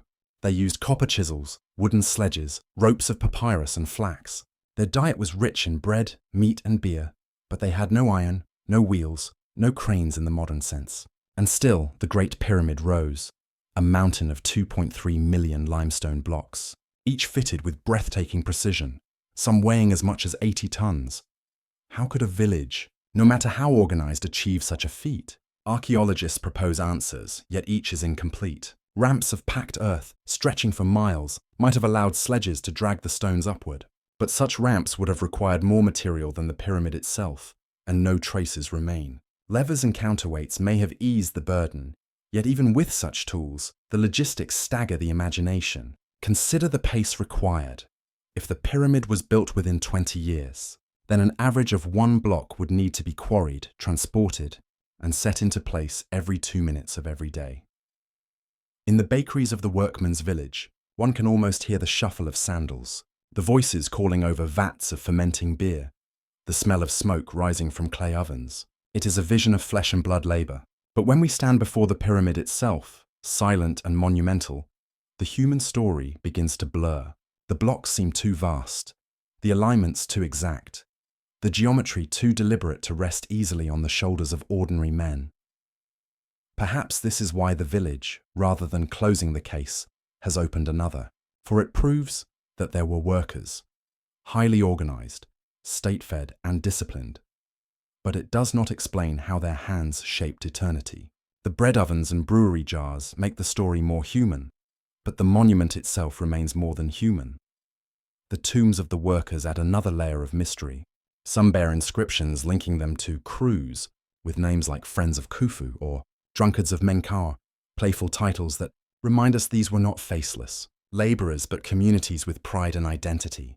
Their graffiti, carved into stone blocks within the pyramid, suggests camaraderie and organization at levels that feel almost modern. And yet, these small human details sit uneasily beside the mathematical perfection of the pyramid's sides, aligned to true north within a fraction of a degree, or the shafts of the king's chamber, pointing unerringly to Orion and Sirius. Could a Bronze Age village, with its beer vats and bread ovens, have carried within it the knowledge of the stars? Or does the village show only one layer of the story, the labor force that followed orders, while the true design, the geometry, the alignments, the purpose, came from elsewhere, from a priestly class perhaps, or even from traditions inherited from an older, forgotten age? There is an irony here. The discovery of the workman's village was meant to banish the notion of slaves and lost civilizations. It was meant to restore the builders to their rightful place, Egyptians, serving their king, housed and fed by the state. And in one sense it does. We now know the pyramids were not the work of whipped backs, but of organized labor sustained by bread and beer. But in another sense, the village does not resolve the riddle. It sharpens it, for it proves the existence of workers. But it does not explain the miracle they achieved. Standing among the ruins of the barracks, one can imagine the sound of drums beating out rhythm, lines of men pulling ropes, sledges creaking under the weight of stone. Yet when eyes turn to the horizon, to that mountain of limestone that has endured for 45 centuries, the question remains, was this truly enough? The workman's village is a bridge between the human and the eternal. It reminds us that pyramids were built by hands of flesh, guided by hunger, sweat, and pride. But it also whispers of a mystery still unresolved, how a civilization of the Bronze Age, however skilled, brought into being a structure that even our modern cranes would struggle to emulate. Perhaps the answer lies not only in bread and beer, but in something more elusive, a knowledge half remembered, a legacy passed down from a deeper antiquity, preserved not in papyrus, but in stone.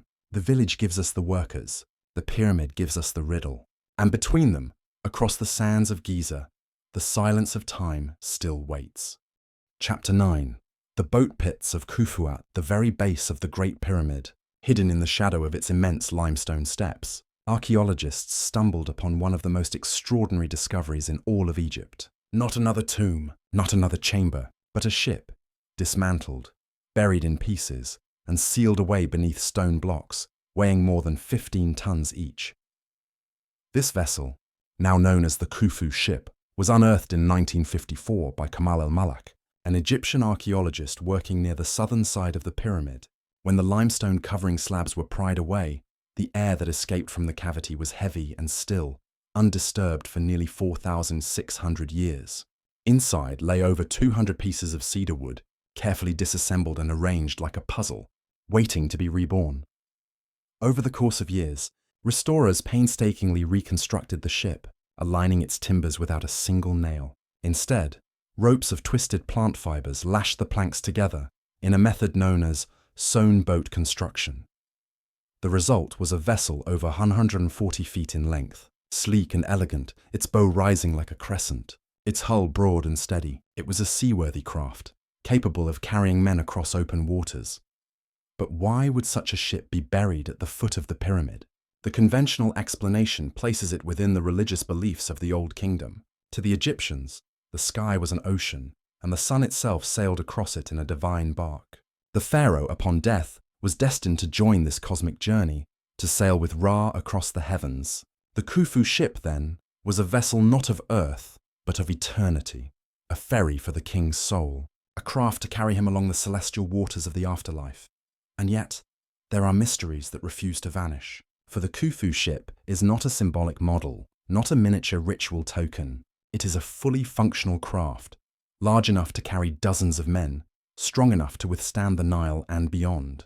Its cedar timbers came not from Egypt at all, but from the distant forests of Lebanon, more than 500 miles away, suggesting far-reaching trade or contact. Transporting such massive logs across deserts and seas, and then shaping them into a vessel of breathtaking precision, required knowledge both practical and advanced. Some scholars have suggested that these ships were not mere funerary symbols but evidence of Egypt's seafaring capability, ships that may once have sailed to the coasts of Byblos for timber, or even further afield. The thought lingers. Were such vessels used only in ritual imagination, or did they once glide upon the open sea before being entombed beside the pyramid? Other boat pits discovered around Khufu's pyramid, 5 in total, deepen the mystery. Not all have yielded their treasures. Some lie empty, perhaps once containing boats that have long since decayed, or perhaps left unfilled for reasons unknown. Together, they suggest that Khufu's pyramid was not only a tomb, but the centerpiece of a fleet, a flotilla moored for eternity, poised to launch into both the Nile and the heavens. In ancient Egyptian texts, the soul of the king was often said to travel upon 2 kinds of boats: the morning bark, carrying him eastward with the rising sun, and the evening bark, ferrying him into the west.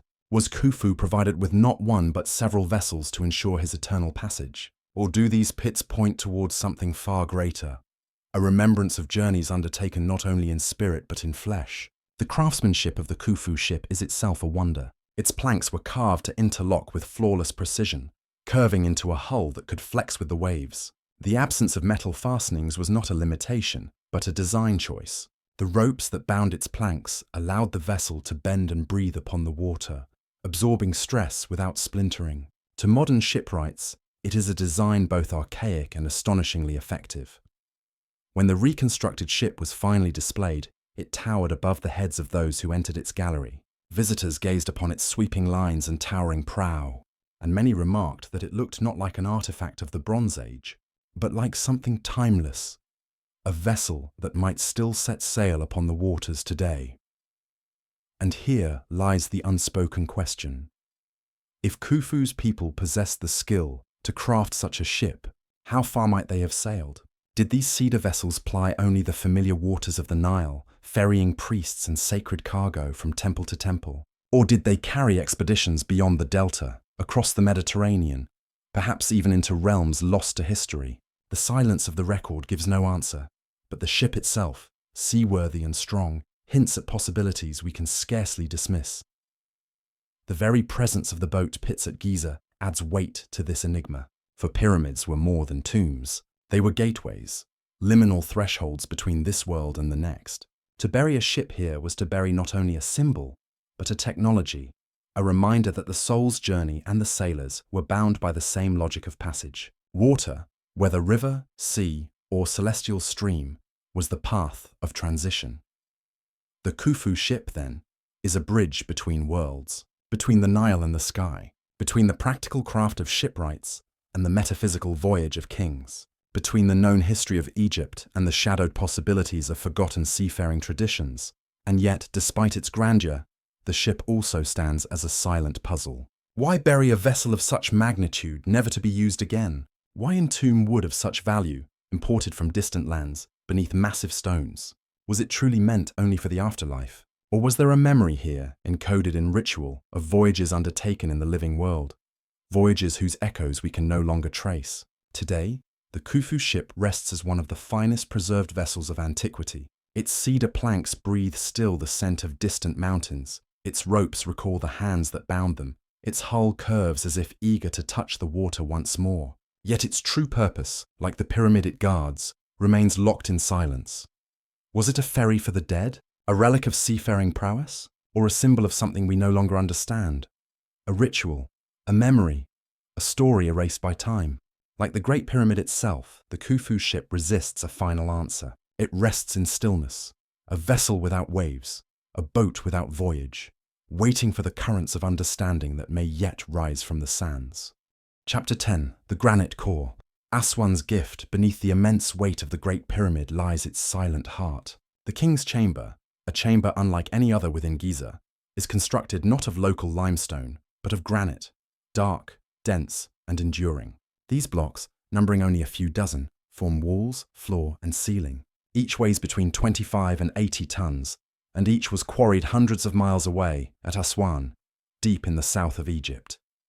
The journey of these stones is staggering to imagine. From Aswan, they would have been extracted from the living bedrock, transported to the Nile, and floated more than 500 miles downstream against currents that even today test the strength of modern vessels. Once delivered to Giza, they had to be dragged, lifted, and placed with an accuracy so exact that their joints, in many places, are nearly invisible. It is here that the enigma of the pyramid grows deeper. For while the limestone blocks that form the bulk of Khufu's pyramid are impressive in sheer quantity, the granite of the King's Chamber represents a feat of deliberate intention. Why bring such massive stones from such a distance? Why insist upon granite?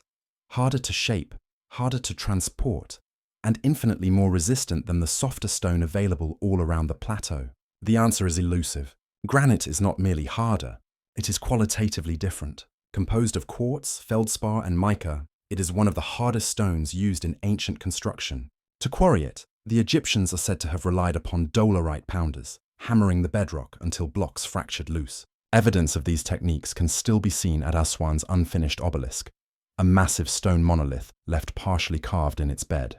Cracked before completion, it remains frozen in time, bearing the scars of ancient quarrying, grooves, pits, and channels that reveal something of the process. And yet, questions linger. For the surfaces of the King's Chamber granite blocks are remarkably smooth. Their planes are flat, their corners sharply defined, their polish reflecting a level of precision that copper chisels and dolerite pounders seem insufficient to explain. Some researchers have suggested that abrasives, such as quartz sand, were used to grind surfaces to exactness. Others argue for lost methods, techniques no longer preserved in record, capable of producing flatness approaching what we would today call machined stone. The ceiling of the King's Chamber amplifies the puzzle. There, massive granite beams, each weighing between 50 and 80 tons, span the chamber with a silent immensity. Above them lie a series of so-called relieving chambers, stacked to distribute weight, capped by gabled granite roofs. To lift such beams into place, nearly 26 feet above the chamber floor, would test even modern cranes. How was this achieved more than 4,000 years ago? Without iron tools, without wheels, without pulleys of steel.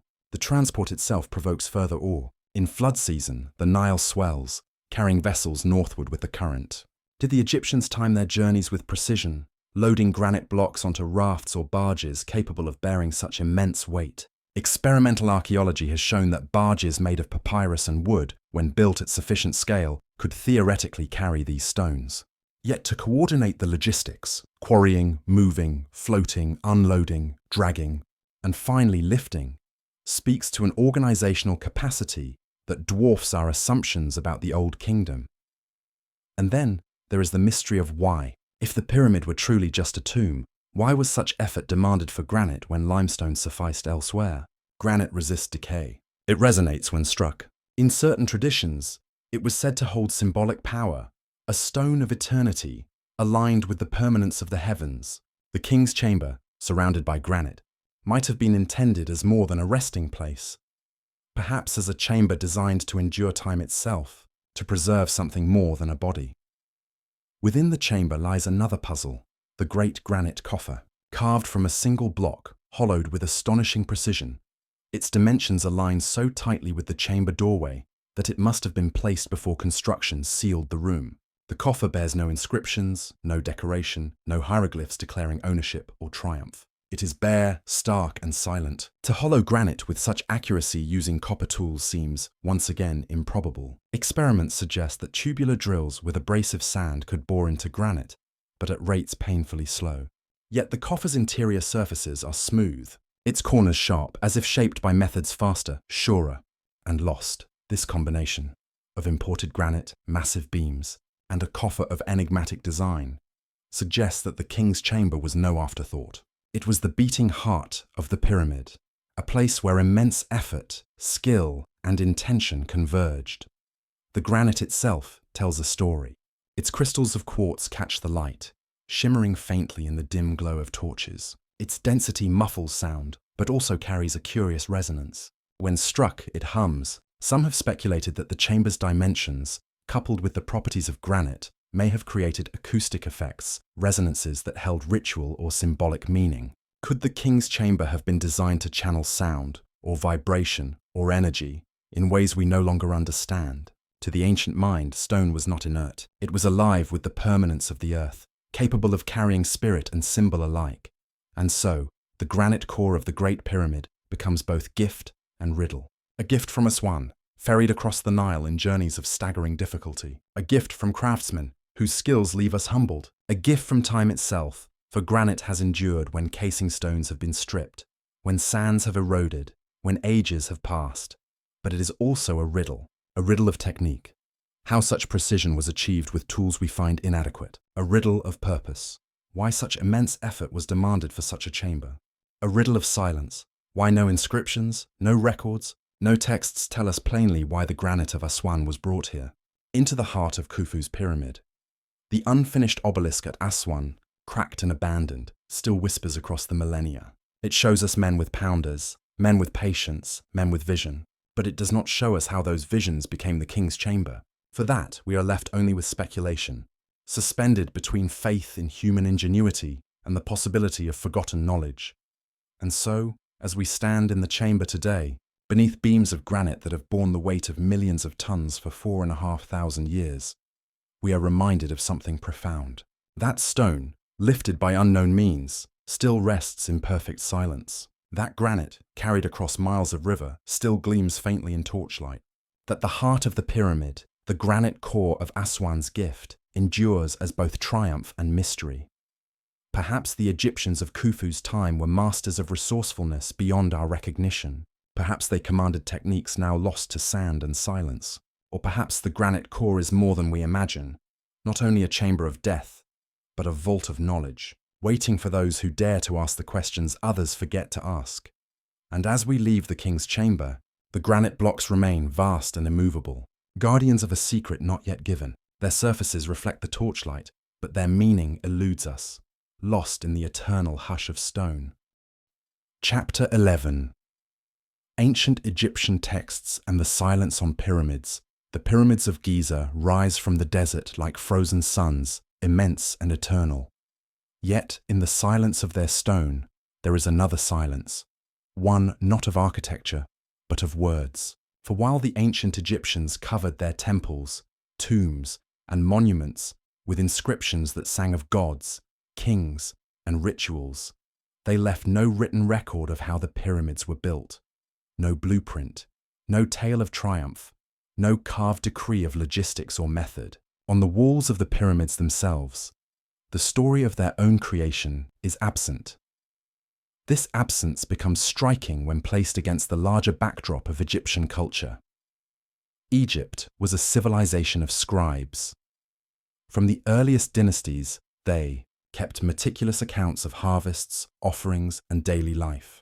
They carved into stone the exploits of pharaohs in battle, the decrees of rulers, the genealogy of dynasties. Entire tombs were filled with autobiographies of officials who boasted of their accomplishments, their quarries, their building projects. Even modest tombs of lesser nobles contained inscriptions detailing their life and duties. And yet, the pyramids, the greatest architectural undertaking of ancient Egypt, are shrouded in silence. The earliest extensive religious inscriptions we have from Egypt are the pyramid texts, carved into the walls of burial chambers during the 5th and 6th dynasties, around 2400 to 2300 BCE. These texts are not manuals of construction. They are not royal boasts of engineering mastery. They are collections of spells, incantations, and ritual phrases, designed to guide the king's soul through the dangerous passage of the afterlife.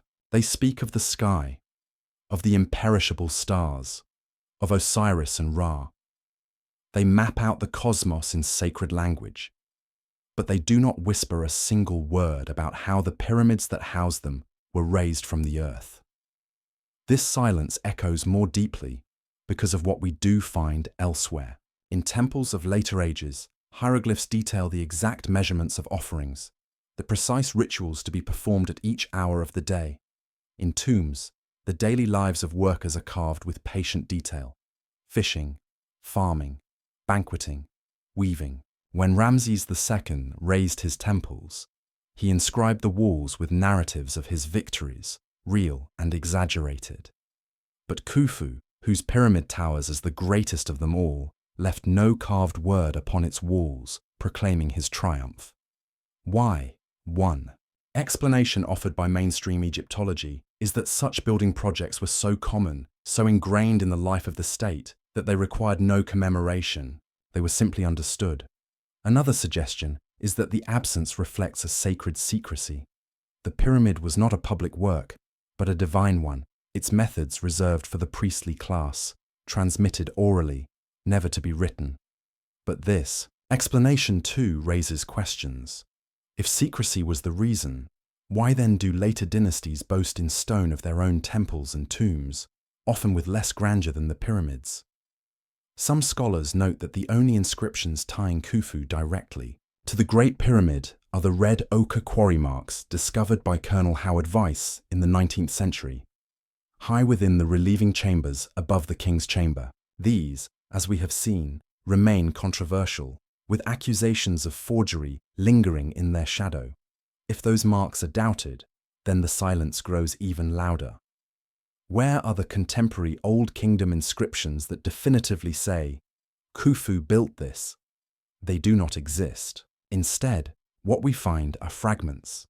The writings of Herodotus, the Greek historian who visited Egypt 2,000 years after Khufu, tell stories of how the pyramids were built. He speaks of immense machines, of decades of labor, of 100,000 men. Yet Herodotus himself admits he is repeating what Egyptian priests told him, not what he saw. His account is filtered through centuries of oral tradition, half memory, half legend. Egyptian records of the Old Kingdom do mention royal building projects, temples, statues, smaller pyramids. Officials proudly recorded their role in quarrying limestone or overseeing construction. But for Giza's greatest monuments, no such boast survives. Could it be that the pyramids predated even the kings to whom they are attributed, or that they were built in a manner so extraordinary, so unlike later projects, that it could not be written down in the language of ordinary work? The silence is not simply absence. It is an active void, like a shadow cast by something immense. When we step into the burial chambers of the 5th dynasty pyramids, we read of the pharaoh's ascent to the stars, of his merging with Orion, of his journey across the celestial river. The walls sing of eternity, but they say nothing of the hands that laid each block.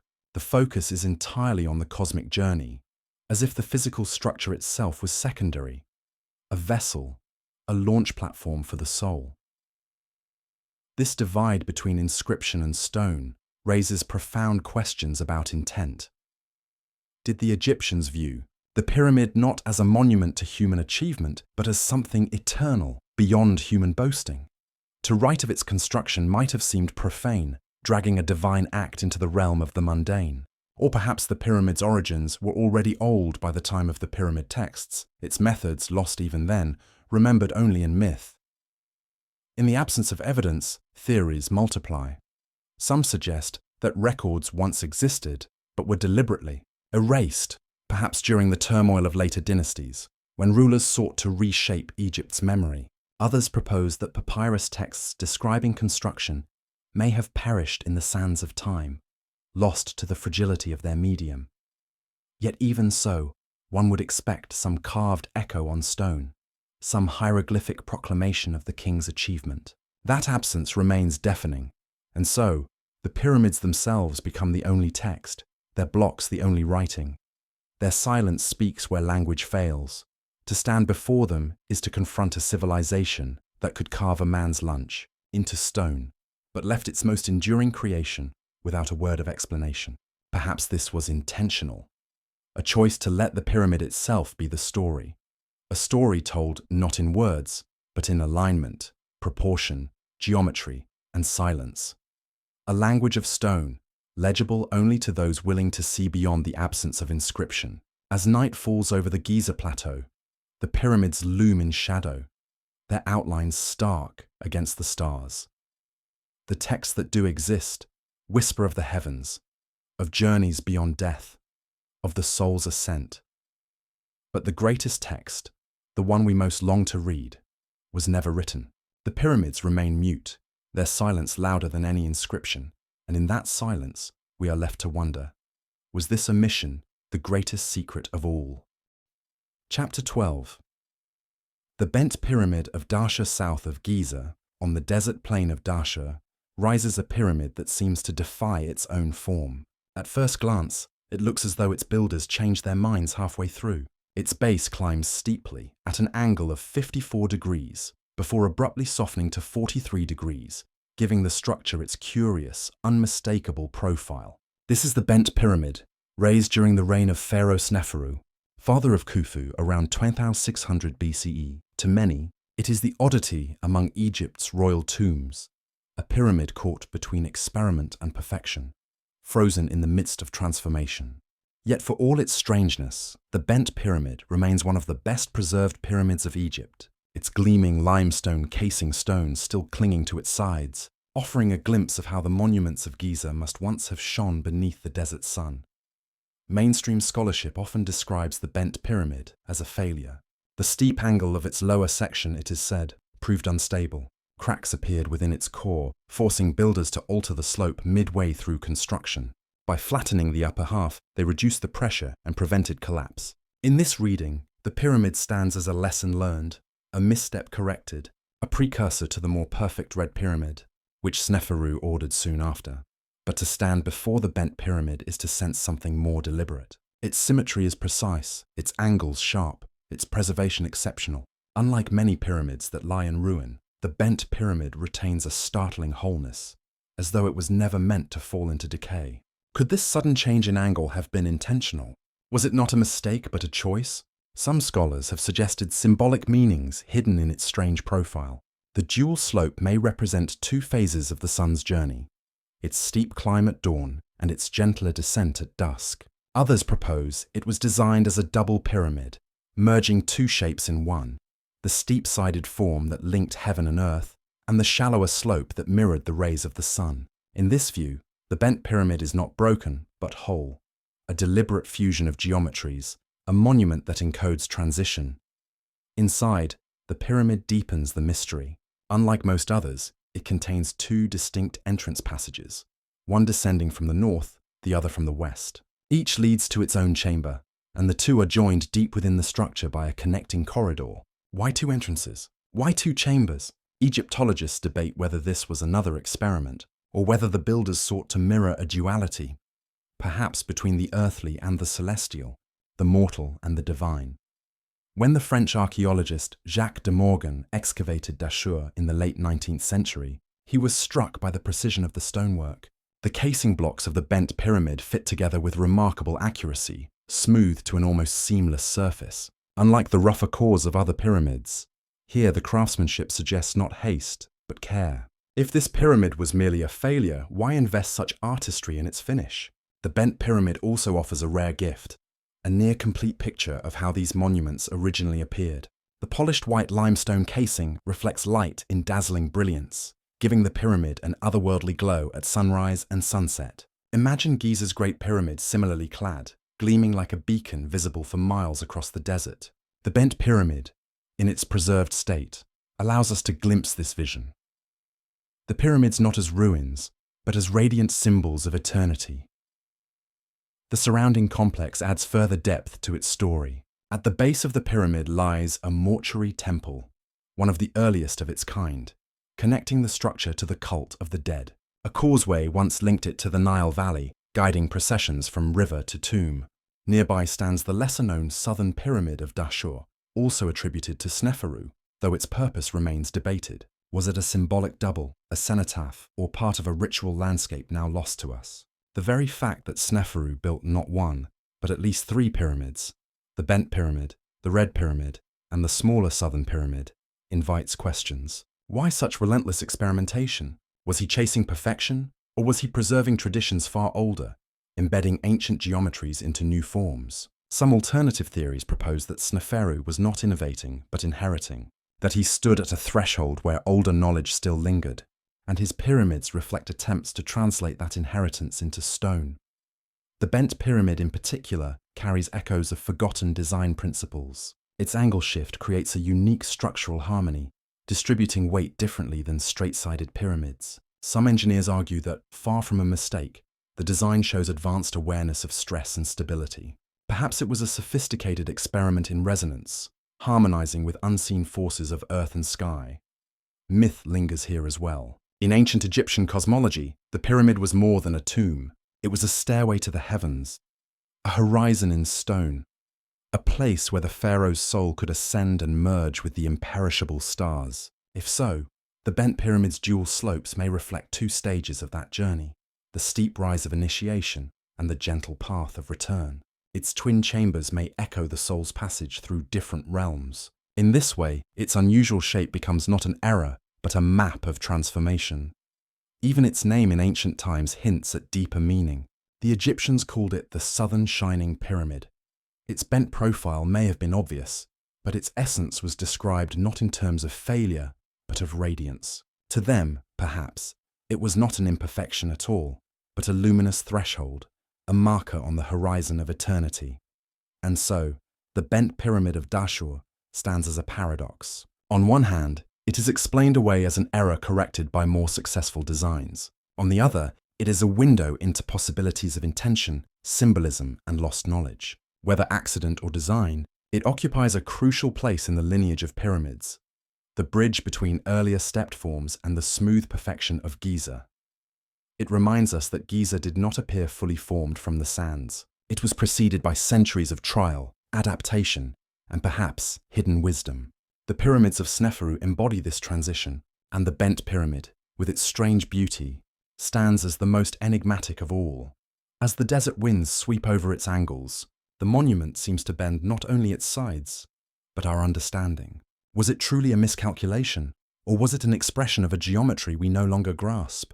Its stones keep their silence, gleaming softly in the fading sun.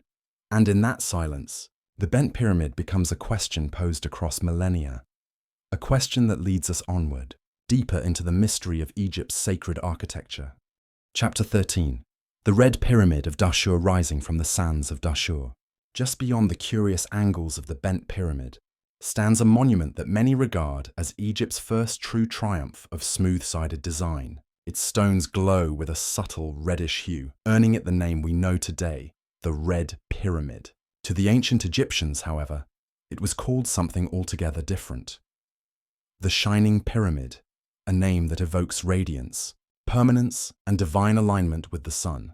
Commissioned by Pharaoh Sneferu, father of Khufu, the Red Pyramid marks a turning point in architectural history. Towering at over 340 feet, with a base stretching more than 700 feet on each side, it is second in size only to the Great Pyramid of Giza. Yet its importance lies not only in its scale, but in the perfection of its form. Here, for the first time, the full geometry of the classic pyramid is achieved, not stepped, not bent, but smooth, symmetrical, and precise. How this leap was made within a single generation remains one of the enduring riddles of ancient Egypt. Only decades earlier, the step pyramid of Djoser had risen in Saqqara as a stack of mastabas, crude by comparison. Sneferu's own bent pyramid, despite its brilliance, was marked by a visible compromise of form. And yet here at Dahshur, the red pyramid emerges as if from another world, confident, exact, and complete. Some scholars suggest that lessons learned from the bent pyramid allowed builders to refine their methods, choosing a shallower slope of 43 degrees to ensure stability. Others see in it a sudden flowering of architectural genius, a knowledge that seems to arrive fully formed, without the gradual experimentation one might expect from human trial and error. The question lingers: was this leap organic, or was it guided by principles older than Egypt itself? Inside, the Red Pyramid deepens its enigma. 3 vast chambers are aligned along its central axis, connected by narrow passages and corbelled ceilings that rise like inverted stairways into darkness. The precision of their construction is astonishing, the weight of millions of tons pressing down above, yet held at bay by design alone. Walking through these corridors, one cannot help but feel the presence of a geometry meant not merely for burial, but for resonance, for some purpose that still eludes us. The corbelled ceilings, rising in stacked layers, seem to defy collapse. Some engineers suggest they were intended to distribute weight, preventing the chambers from being crushed, but others note their strange acoustics, the way sound reverberates within them as if they were tuned spaces, built to amplify voice, chant, or vibration. Could it be that the Red Pyramid was not only a tomb, but also an instrument, a chamber where the human presence connected with the eternal through sound and silence alike? Outside, the pyramid once gleamed as Giza's pyramids once did, clad in polished white Tura limestone, its red core hidden beneath a cloak of brilliance. Today, much of that casing is gone, stripped away across the centuries, leaving the reddish limestone exposed. But to imagine it in its original form is to picture a beacon of light, blazing across the desert as the sun set behind it. Its apex touching the horizon of heaven, the Red Pyramid also played a crucial role in Egypt's sacred landscape. Together with the Bent Pyramid, it formed part of Sneferu's grand vision at Dahshur, a necropolis that embodied both experimentation and mastery. Some archaeologists believe Sneferu may have intended these pyramids to serve different symbolic purposes, one representing ascent, the other permanence. Others see in their alignment a ritual geography, a staging ground for mysteries that remain concealed. What is certain is that Sneferu poured immense resources into these monuments. His reign, lasting perhaps as long as 48 years, was marked by relentless building. Contemporary records suggest he launched mining expeditions, quarrying operations, and vast workforces to support his pyramid projects. The sheer ambition of constructing not one, but at least 3 massive pyramids raises questions about his motives. Was he seeking to secure his place among the gods, or was he safeguarding knowledge in stone, knowledge that could not be entrusted to papyrus or memory alone? The silence of the Red Pyramid is telling. Unlike later pyramids, which carry inscriptions or burial texts, its walls remain bare. No hieroglyphs proclaim Sneferu's triumph. No decoration records his journey to the afterlife. Only stone speaks here, vast, unyielding, timeless. Why this silence? Was it intentional, a way of preserving purity of form? Or does it hint that the Red Pyramid's purpose extended beyond funerary tradition, into realms of function we no longer comprehend? Some have proposed that the Red Pyramid was less a tomb than a cosmic engine, a structure designed to embody the harmony of earth and sky. Its slope, its proportions, its alignment with the cardinal points all suggest deliberate precision. Were these simply the marks of careful engineering, or echoes of a sacred geometry inherited from a deeper past? Standing at Dahshur, one cannot escape the impression that the Red Pyramid was a rehearsal for what would come. Its scale, its geometry, its inner chambers all prefigure the Great Pyramid of Khufu at Giza. It is as though Sneferu laid the foundation not only in stone, but in principle, preparing the way for a monument that would surpass even his ambition. And yet, in some ways, the Red Pyramid feels complete in itself. It does not lean nor shift nor reveal compromise. It is the quiet perfection of form, achieved at a moment when Egypt was just beginning to define its eternal voice in architecture. Perhaps it was never a rehearsal, but a culmination. The point where experiment became mastery, and mastery became mystery. Today, the Red Pyramid lies quieter than Giza. Few visitors make their way to Dahshur, and the desert winds often sweep across its base in solitude. Entering its chambers is a lonely experience, the silence broken only by one's own breath. Yet in that silence, the stones still speak. They speak of ambition and genius, of geometry and resonance, of mysteries half veiled by time.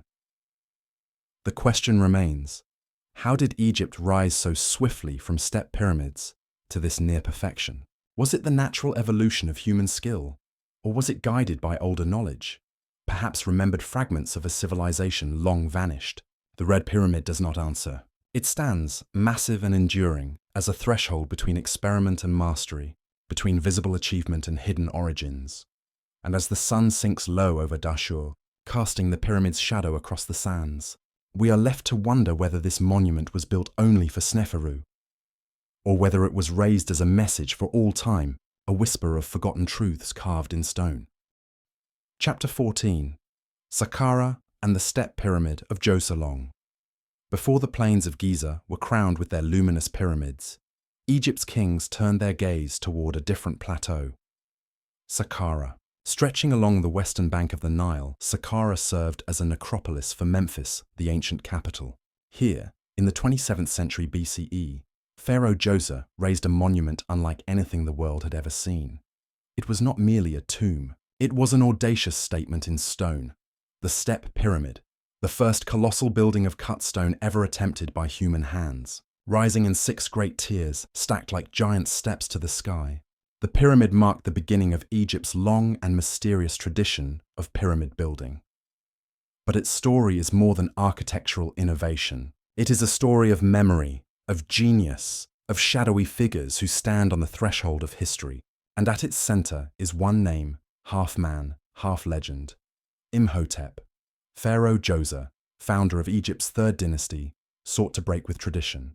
Before him, rulers were buried in mastabas, flat, rectangular tombs of mud brick and stone. Monumental in their own way, mastabas were bound to the earth, their low shapes merging with the desert's horizon. Djoser envisioned something different. His tomb would not sink into the earth but rise above it. It would stand not as a dwelling for the dead, but as a ladder to eternity. The Step Pyramid was born of this vision. An ascent carved in stone, reaching upward like the rays of the sun. At its completion, it rose nearly 200 feet high, its base stretching over 350 feet on each side. For the first time in human history, stone was shaped and assembled on such a scale that it defied imagination. To stand before it then must have been like standing before the impossible itself.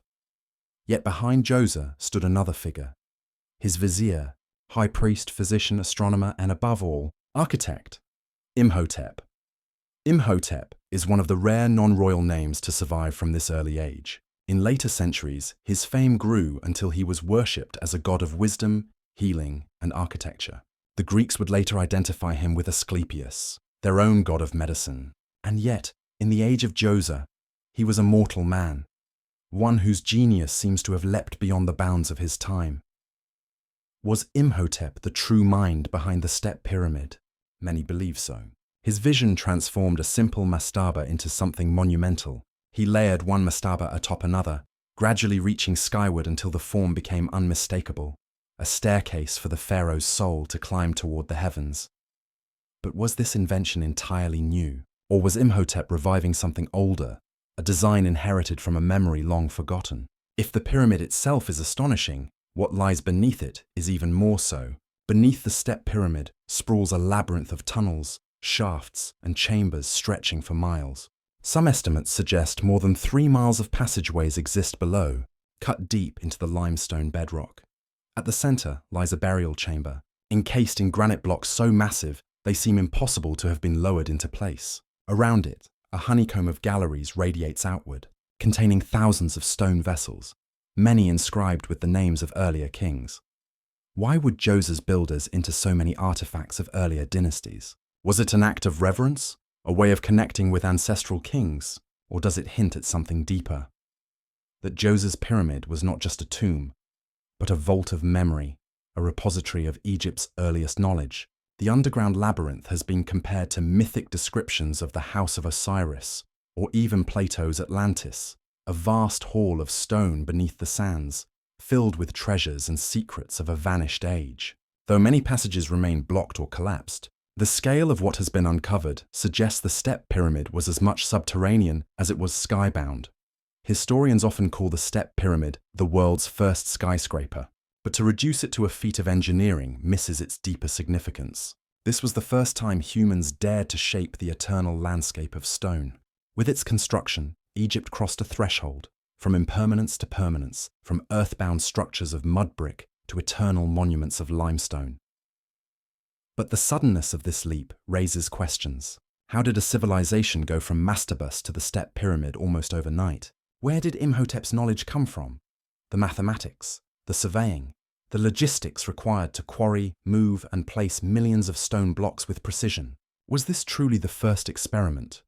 Or was it a reawakening of something older? Some tradition carried through whispers and fragments until it found expression again in Djoser's reign. The Step Pyramid was more than a tomb. Its very form spoke of cosmic symbolism. The 6 tiers may have represented the primeval mound of creation rising from the waters of chaos. They may have symbolized a staircase to the stars, where the pharaoh joined the eternal company of the gods. Around the pyramid, Djoser built a vast complex enclosed by a limestone wall more than 30 feet high, punctuated by elaborate gateways and courtyards. Within it stood temples, shrines, and ceremonial halls, a miniature city of stone designed not for the living, but for the eternal rituals of kingship. In one courtyard, archaeologists found a platform believed to be used for the Hebsed festival, a ritual of royal renewal. Here, Djoser's spirit was meant to reenact the rituals of kingship forever, ensuring his power endured beyond death. Thus, the Step Pyramid was not just a tomb, it was an eternal machine, part temple, part palace, part resurrection engine, where architecture itself became a conduit to immortality. Imhotep's shadow stretches long across history. For 2,000 years after his death, Egyptians revered him as a sage, a healer, and eventually a god. His temples became centers of pilgrimage, where supplicants sought cures and wisdom.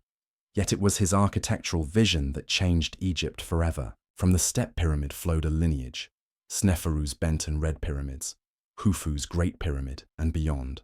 Every colossal monument of stone in Egypt traces its ancestry back to Saqqara, to Imhotep's audacity, to Djoser's dream of eternity.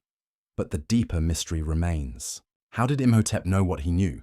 Was he a lone genius, the first to see stone as more than earth, as the language of eternity? Or was he the vessel of something older, a memory preserved across ages, waiting for its architect? Today, the Step Pyramid still rises over Saqqara, weathered but enduring. Restoration has revealed its brilliance, and visitors can once again descend into its underground chambers. To walk those passageways is to step into the dawn of history, into the place where architecture first became eternal. And yet, for all its grandeur, the Step Pyramid leaves us with questions rather than answers. Was it truly the first, or was it the echo of something that came before? The revival of a knowledge we can no longer trace. Imhotep's genius remains half-veiled, like the man himself, mortal or more than mortal, architect or inheritor, a figure who stands at the crossroads of myth and memory. The Step Pyramid of Saqqara is not merely a ruin. It is the first breath of an idea that would dominate Egypt for millennia.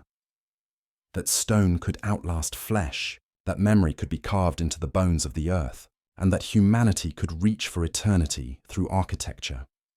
As the desert wind whispers across its tiers, one can almost hear the faint echo of Imhotep's vision, a vision that asked not only how to build for a king, but how to build for forever. In the windswept desert of the Fayum oasis, south of modern-day Cairo, lies the quiet ruin of Hawara. To the untrained eye, it appears unremarkable. Fragments of mud brick walls, a scatter of stone, an eroded pyramid belonging to Pharaoh Amenemhat III of the 12th dynasty. But in antiquity, this place was spoken of in awe, its name carried across the Mediterranean world. Greek travelers who set foot here swore they had seen one of the greatest wonders of Egypt, rivaling the pyramids themselves. They called it the Labyrinth. Chapter 16. The obelisks and forgotten engineering, rising like frozen shafts of sunlight. The obelisks of ancient Egypt pierce the sky with an elegance both simple and overwhelming. carved from single blocks of granite. Their sides taper gently upward, converging in a pyramidion, once sheathed in electrum or gold to catch the first and last rays of the sun. To stand before them is to stand before a paradox. Immense weight and fragile balance, immovable stone seemingly lifted effortlessly toward the heavens. The obelisk was more than a monument. It was a hymn in stone, a physical embodiment of the solar cult. The ancient Egyptians called them tekenu, to pierce the sky. To the priests of Heliopolis, the rising obelisk represented the primeval mound of creation and the eternal rays of Ra, the sun god, descending to renew the world each dawn. The gleam of its golden tip would catch fire at sunrise, sending a visible spark of divinity across temple courtyards and riverbanks. It was not just architecture, but ritual, a communion between earth and the heavens. And yet, behind this religious poetry lies a question that endures like the shadow of the obelisk itself.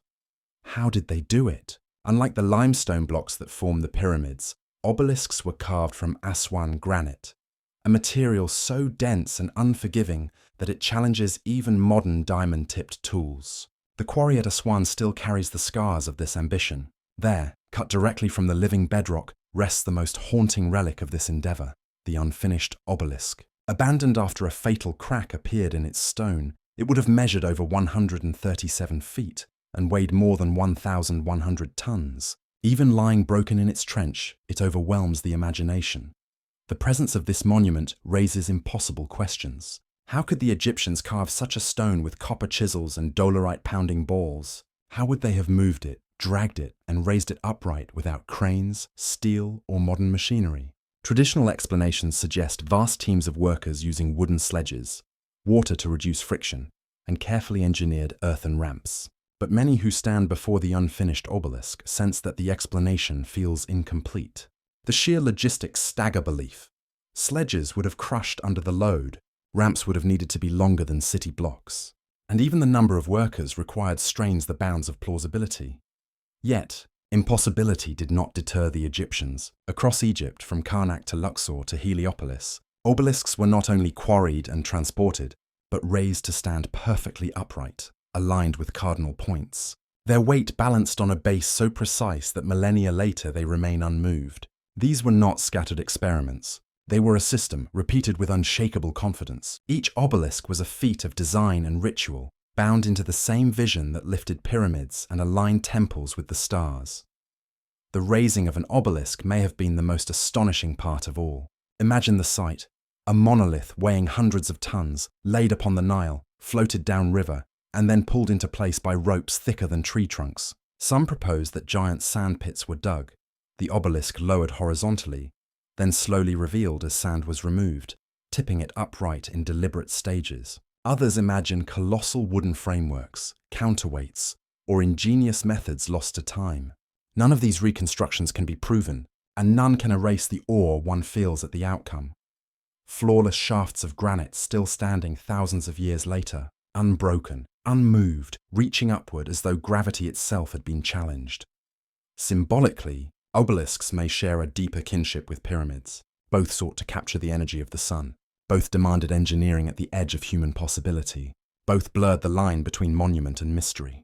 In later ages, pharaohs would inscribe their names upon them, but the design itself seems older, almost primordial, as if carrying echoes of a forgotten knowledge that predated dynastic Egypt. The obelisks became ambassadors. When Rome conquered Egypt, emperors carried them across the Mediterranean, erecting them in forums and circuses. To this day, ancient Egyptian obelisks stand in Paris, London, Rome, and New York. They are the largest artifacts Egypt ever exported, each one a piece of ancient engineering uprooted and transplanted into foreign soil. Stripped of their context, they still radiate mystery. Beneath the noise of modern cities, they stand like silent guardians of a deeper time, whispering of a science and symbolism barely understood. But perhaps the most telling relic is still at Aswan. The unfinished obelisk remains where it was abandoned, half born from the rock, as if Egypt herself wanted us to glimpse the secret moment of creation. It shows the trench cut alongside, the pounding marks in the granite, the crack that doomed it. And in this unfinished state, it also shows us something else, that failure too was a teacher. The ancient builders learned, adapted, and continued, their ambition unbroken. That they dared to attempt such a task at all is a measure of their vision. Standing at the edge of that quarry, one feels both humility and unease. Humility before a culture that possessed both the will and the means to attempt the impossible. Unease because the methods are not fully known and the answers remain elusive. Were obelisks only the product of relentless manpower and simple tools multiplied on an unimaginable scale? Or was there something more? A technique, a knowledge, perhaps even a lost science, now vanished beneath the sands of time? The obelisks endure as riddles written in stone. Their shadows stretch across millennia, falling on temples, rivers, and cities that long outlived their builders. They point not only upward, toward the sun, but backward, into an age where human hands moved mountains and sought to align heaven and earth. To look upon them is to feel the weight of forgotten engineering, and to sense that within their silent forms lies a chapter of history still unwritten. And so we leave the granite giants, standing like frozen rays of light, their meaning half revealed, their methods half erased. They wait for us still, whispering in the language of stone, reminding us that what we think we know may be only the surface of what once was. Chapter 17. Ancient Water. Engineering at Giza the Nile has always been the breath of Egypt, its dark waters winding through the desert like a ribbon of life. Without the river, there would have been no harvests, no dynasties, no pyramids. Yet when we imagine the building of Giza, we often picture laborers dragging stones across dry sand beneath a merciless sun. The river in this vision is far away, a backdrop rather than a participant. But recent studies suggest a different story, that the Nile itself, or one of its ancient channels, may have flowed close to the plateau, transforming water from a symbol of life into an indispensable tool of construction. Archaeologists have uncovered traces of ancient harbours near the pyramids, places where stone may once have met water. In 2013, fragments of the so-called Diary of Mera were discovered in the Wadi al-Jarf caves by the Red Sea. These papyri, belonging to an overseer named Mera, describe boat journeys ferrying limestone from Tura to Giza. The fragments speak of docking at a pool of Khufu, a basin or harbour near the pyramid itself. It is a glimpse of an ancient logistics network, where water was not an obstacle, but a lifeline, enabling stones to be moved with a grace that land alone could not provide.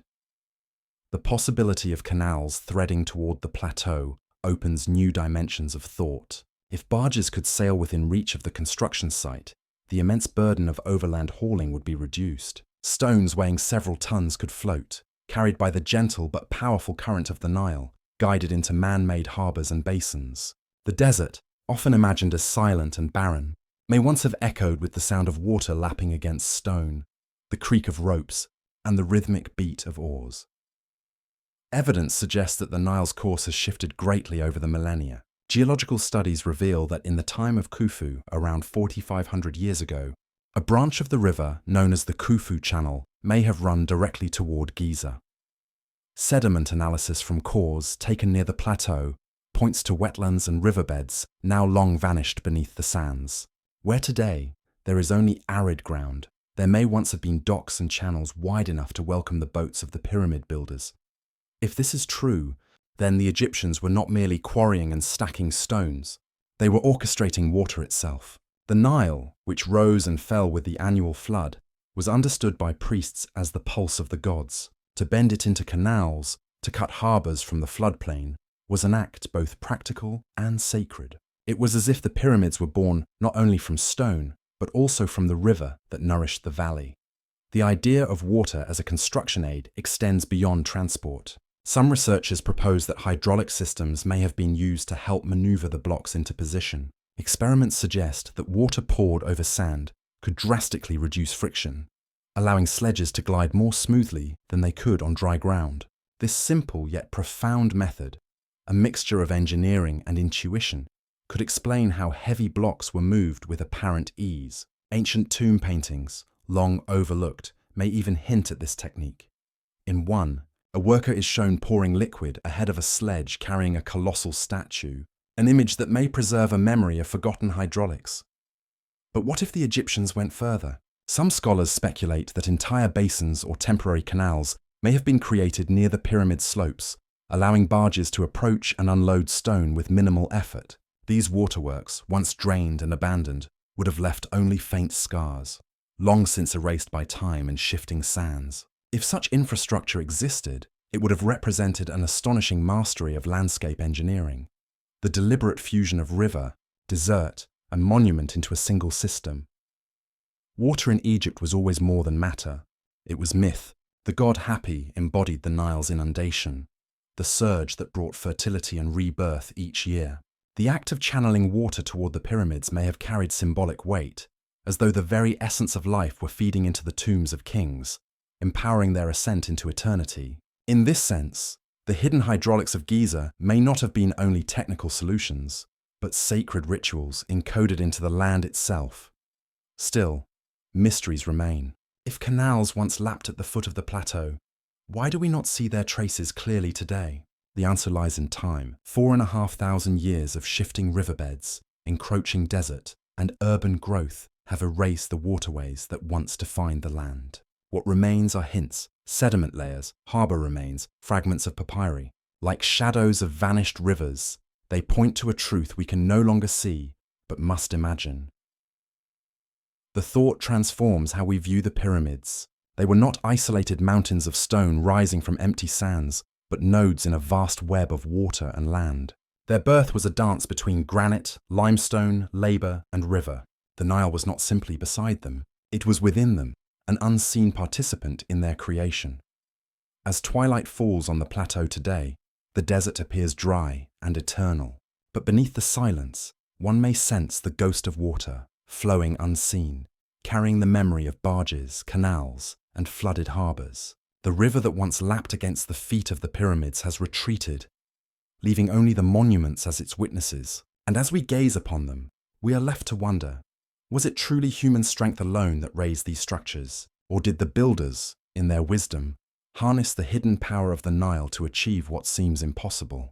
The answer drifts away like the river itself, leaving us suspended between knowledge and mystery. The pyramids remain, their stones still echoing with the lost rhythm of water, reminding us that in Egypt, the line between engineering and myth was always blurred, and perhaps deliberately so. Chapter 18. The solar temples of Abu Ghurab north of the Giza Plateau, just beyond the more familiar pyramids of Abu Sir, lies a site far less visited and far less understood. Abu Ghurab, the so-called Place of Crows, is a landscape of ruins, scattered stones, broken walls, and fragments of once grand architecture. At first glance, it seems insignificant compared to the towering pyramids only a short distance away. Yet beneath the sands and beneath the silence, Abu Ghurab whispers a secret. It was once home to Egypt's solar temples, sanctuaries dedicated to the worship of the sun itself. Unlike the pyramids, these solar temples were not designed to pierce the heavens with their mass, but to capture the essence of light and fire. Their structures, though reduced to rubble today, once bore altars of pure alabaster, gleaming white under the noonday sun, reflecting brilliance in every direction.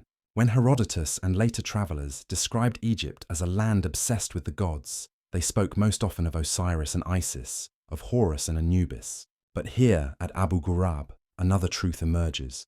The sun was not just a god among others, but the very heart of the cosmos, a force to be channeled through stone.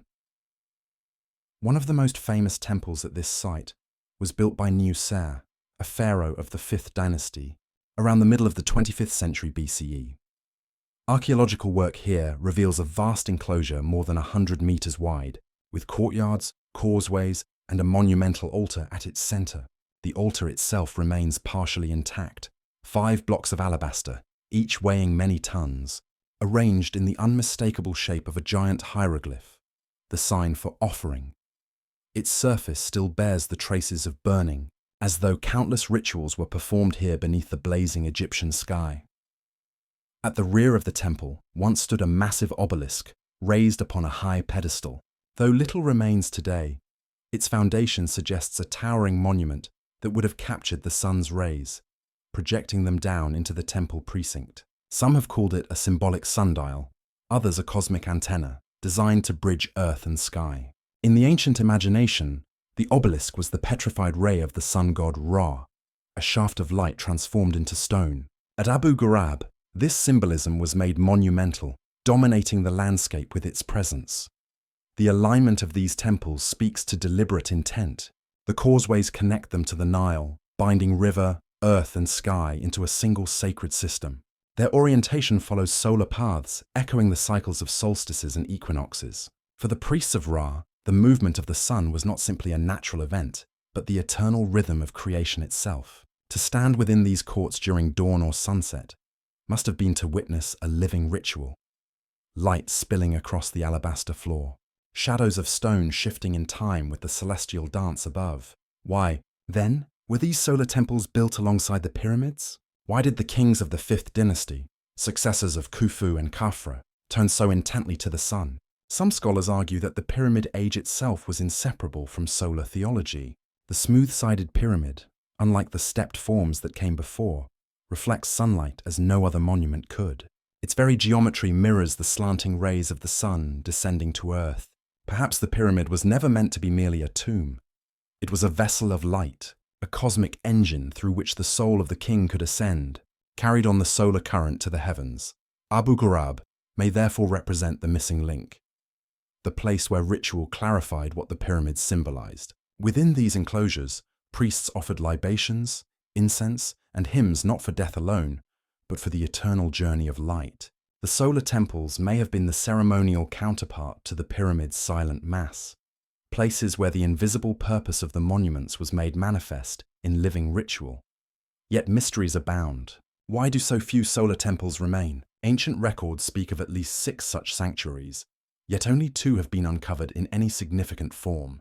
The others seem to have vanished, their stones scattered, their altars gone. Were they dismantled by later rulers, erased in shifts of theology, or were they hidden, deliberately veiled, as though the rites once performed there were too powerful, too sacred to endure unchecked?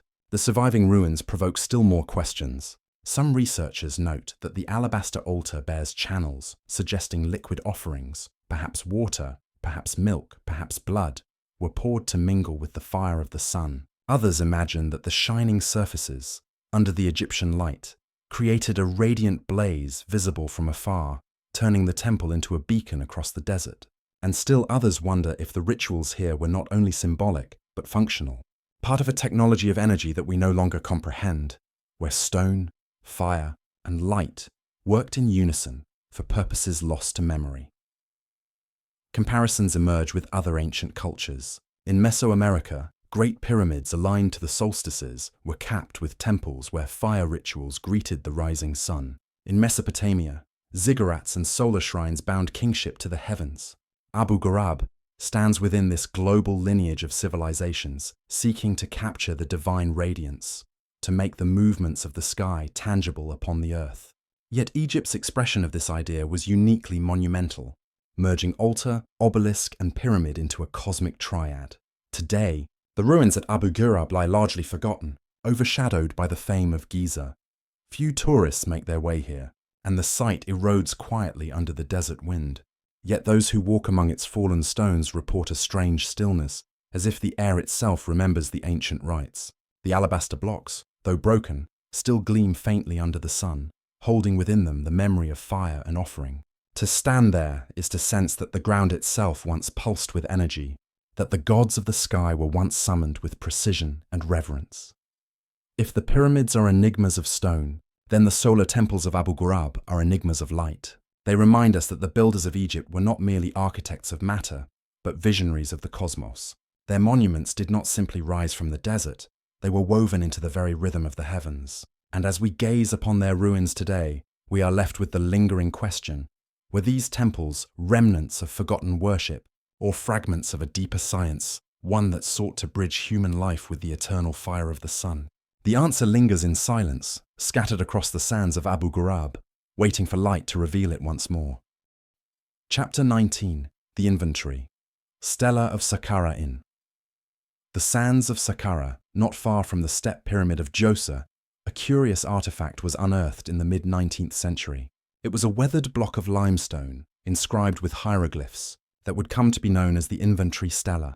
At first, it seemed unremarkable, one among countless inscriptions catalogued during Egypt's age of rediscovery. But as its words were studied, a profound enigma emerged, one that continues to ripple through debates about the origins of the Great Pyramid. The inscription tells of Pharaoh Khufu, the same king credited with constructing the Great Pyramid of Giza. Yet here, the narrative diverges from the accepted story.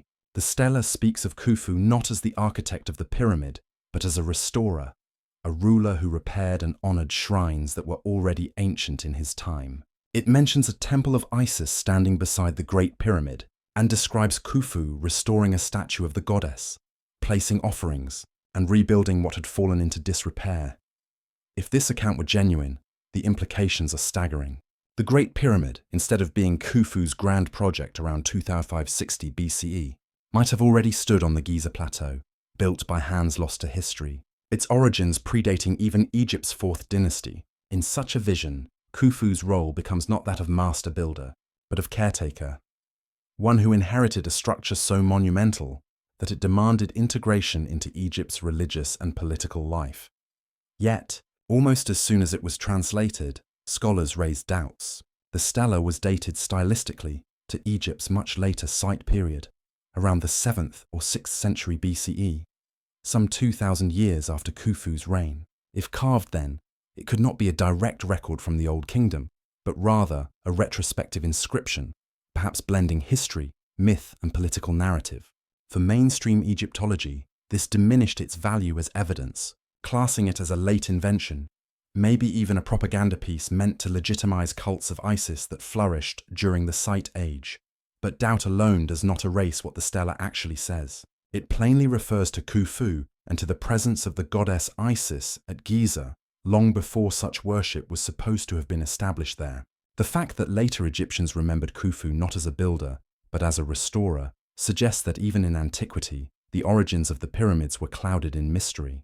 Could the site priests have been drawing on older traditions now lost to us? Or were they preserving fragments of a truth that official history has buried?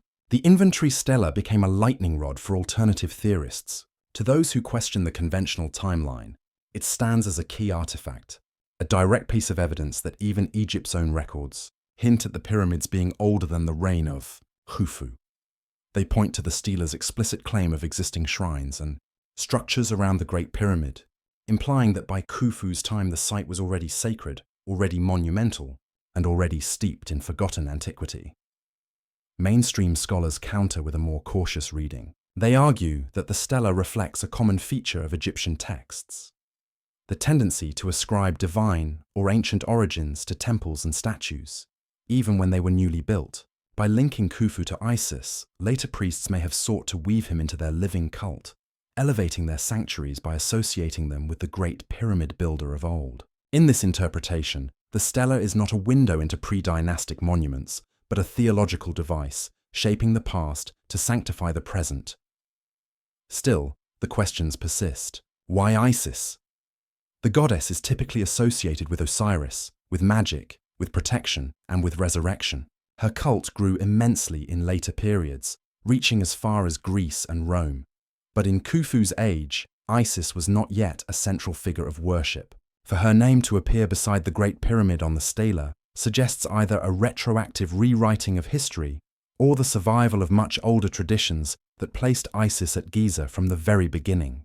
Could it be that the pyramids were tied to star lore and divine feminine archetypes older than dynastic Egypt itself? The physical context of the stela deepens the intrigue. Found at Saqqara, not Giza, it raises the question of why such a record about Khufu and the Great Pyramid would be placed here. Was it originally carved at Giza and later moved, or was Saqqara chosen deliberately, as though the priests who commissioned it were situating Khufu's memory within Egypt's broader religious landscape? Saqqara, after all, was one of the oldest necropolises in Egypt, a place where memory and myth intertwined. The debate over authenticity has never been fully resolved. Egyptologists remain skeptical, citing the late date of the carving and its irregular phrasing compared to Old Kingdom inscriptions. But even skeptics acknowledge that the stela reveals how later Egyptians understood their past, that by the first millennium BCE, the Great Pyramid was already enveloped in an aura of antiquity, its origins uncertain, its meaning reframed through layers of myth. In this sense, the inventory stela may reflect not fabrication, but memory. A cultural memory that recognized the pyramid as older than the dynasties could fully explain. To those who walk among the ruins today, the stela embodies the tension at the heart of Egypt's story. On one side, the clean chronology of textbooks. Khufu builds, Khafra follows, Menkaura completes. On the other, the lingering whispers of inscriptions like this one, suggesting that the pyramids were already old when the pharaohs of the 4th dynasty claimed them. The silence of archaeology collides with the voices of myth, and in the space between, the mystery deepens.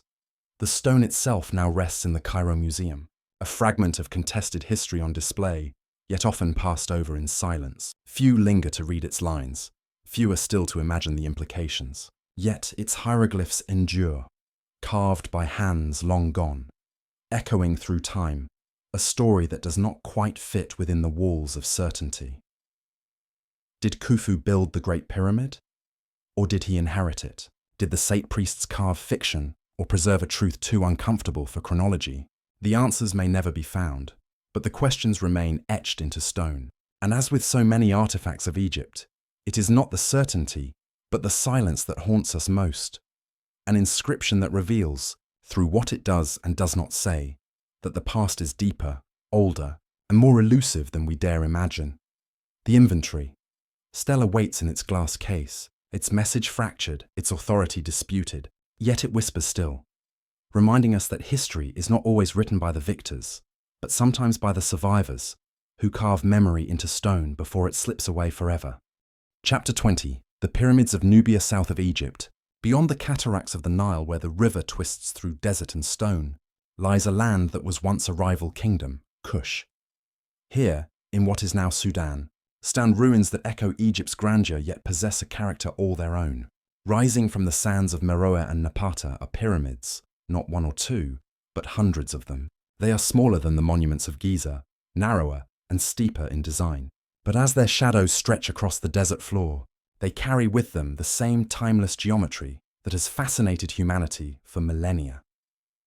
The Nubian pyramids are often overlooked, buried beneath the towering legacy of Egypt. Yet, in their numbers, their persistence, and their unique style, they tell a story that complicates the narrative of pyramid building.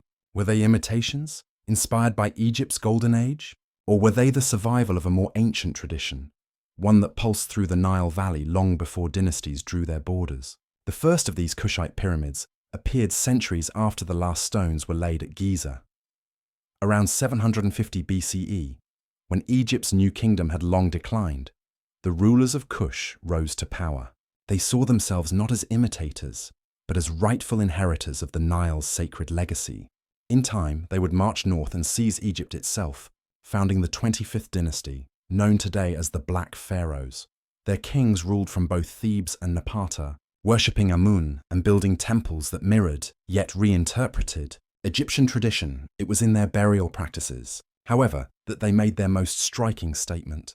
The Kushite rulers chose pyramids as their tombs. Unlike the sprawling underground chambers of Egypt's Valley of the Kings, these pointed monuments returned to the ancient form of the pyramid, but with a difference. Their bases were smaller, their sides sharply angled, rising like arrows into the sky. Within, narrow chapels were attached, decorated with reliefs that blended Egyptian iconography with local Kushite motifs.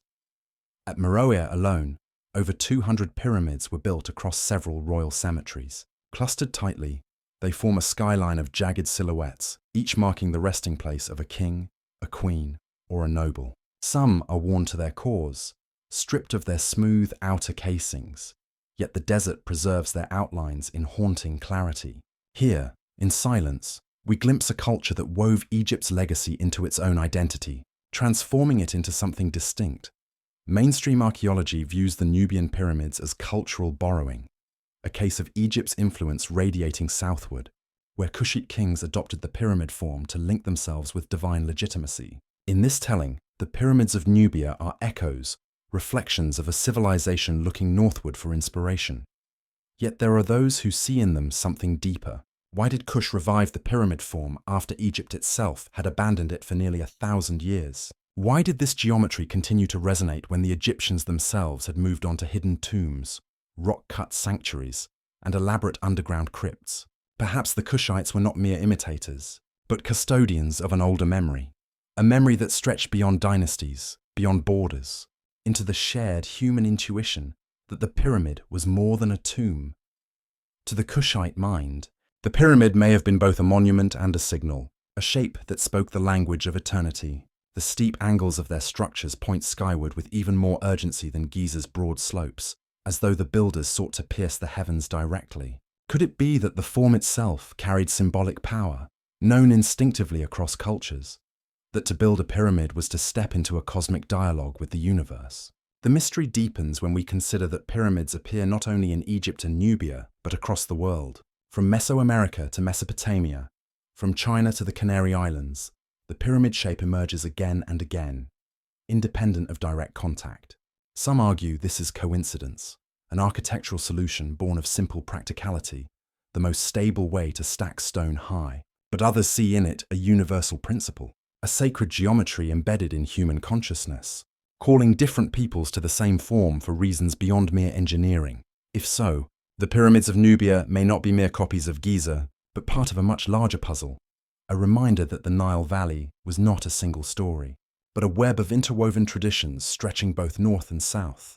The Kushites may have drawn from Egypt, but they gave back in turn, ruling as pharaohs and leaving their mark on temples and monuments as far as Thebes and Memphis. Their pyramids stand as symbols of this exchange, witnesses to a dialogue between civilizations that mainstream timelines often compress into a simple hierarchy of influence. When European explorers first stumbled upon the pyramids of Meroe in the 19th century, they were stunned.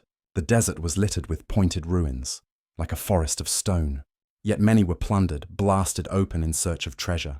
The scars of dynamite still mar their peaks, a brutal reminder of how little regard was given to their preservation. What survived, however, continues to astonish. Intricate carvings of deities, inscriptions in Meroitic script, an undeciphered language that hides its secrets still. And so, the pyramids of Nubia remain half understood, caught between categories. They are younger than Giza, yet older than most of what the Western world calls ancient. They are linked to Egypt, yet distinct from it, carrying echoes of a people who saw themselves not as outsiders, but as heirs. They are smaller, yet more numerous, dotting the desert with relentless persistence. For some, they are proof that pyramid building was not the singular invention of Egypt, but a tradition that could take root elsewhere, guided by a vision of sacred kingship that transcended borders. For others, they suggest that both Egypt and Kush were tapping into something even older, a legacy from a time before written history, when the first pyramids rose not merely as tombs, but as markers of knowledge, energy, and cosmic order. Today, the pyramids of Nubia are less visited, less photographed, less mythologized than their northern cousins. Yet those who walk among them speak of a different kind of power, an intimacy in their clustered forms, a sense of continuity in their vast numbers. They are not singular wonders meant to dominate the horizon, but collective voices in stone, each whispering of lives lived, reigns ended, and beliefs carried beyond death. In their silence, they pose the same question as Giza. Why the pyramid? Why this shape again and again across deserts and continents? Is it coincidence, imitation, or memory? The answer remains elusive, but the question itself endures. And in the golden light of a Sudanese sunset, as the long shadows of Meroe's pyramids stretch across the dunes, one feels that perhaps the question is more important than the answer. For the pyramid is not only an artifact of stone, but an idea that refuses to die, an idea that echoes across time, calling humanity back to its angled sides and pointed crown. The pyramids of Nubia are proof of this resilience, monuments not just to kings and queens, but to a truth that still waits, half buried in the sands of history. Chapter 21. Theories of Lost Technology. The Great Pyramid of Giza rises as a paradox in stone. Its vast blocks of limestone and granite, stacked with unerring precision, have invited centuries of speculation. How did the ancients move, cut, and set into place stones weighing dozens of tons? The mainstream narrative is one of ingenuity, harnessed through simple means: copper chisels, ropes, sledges, and sheer human labor. Yet as the centuries pass, the enduring perfection of these monuments continues to stir an unease, as though something is missing from the explanation. It is in that space of uncertainty that theories of lost technology take root. The most conventional proposals look to tools that have survived in the archaeological record. At quarries across Egypt, archaeologists have uncovered dolerite pounders, rounded, dense stones capable of striking softer limestone and even slowly chipping away at granite. The unfinished obelisk at Aswan still bears the scars of these pounding tools, its trench walls rough and bruised. But when one imagines the sheer scale of the task, the thousands of blocks needed for a pyramid, some hauled from hundreds of kilometers away, the pace of such work seems almost inconceivable. Could hammerstones alone have raised empires of stone? Other evidence suggests copper saws, perhaps lined with abrasive sand, were used to slice through blocks. Grooves in quarried granite hint at cutting techniques that required not only patience, but extraordinary endurance. Experiments have shown that copper, soft against granite, wears down rapidly. The sand may have been the true cutting agent, with copper merely a guiding frame. Yet even this explanation leaves questions. Some surviving cuts show a regularity that hints at more advanced sawing, with striations too consistent to have been made by mere hand labor. Were these truly the marks of simple tools, or the echoes of something more refined? The enigma deepens when we look at the internal passages of the Great Pyramid. Here, the granite beams of the king's chamber fit with precision so exact that modern engineers marvel at the alignment. These blocks, weighing up to 70 tons each, were raised high into the structure's core. Ramps and counterweights are often suggested. Some propose massive straight ramps, stretching for kilometers, now vanished without a trace. Others envision spiraling ramps, carved into the pyramid itself, later concealed beneath limestone casing. Ingenious, yes, but still debated, for such ramps would have demanded almost as much material and labor as the pyramid itself. Into these gaps step the more speculative theories. Some propose that water, Egypt's eternal ally, was not only life-giver but machine. Could hydraulic pressure, sluice channels, or even floating barges have been used to raise blocks, one level at a time? The Nile once flowed closer to Giza, and traces of harbours have been found near the plateau. Perhaps water was channeled, lifted and released in ways we no longer remember, providing a hidden ally in the work of construction. Others look to sound, an idea both alluring and controversial. Across myths and legends, from Egyptian chants to biblical tales of Jericho's walls, sound is given power over matter. Could resonance, vibration, or harmonic frequency have been harnessed to move stone?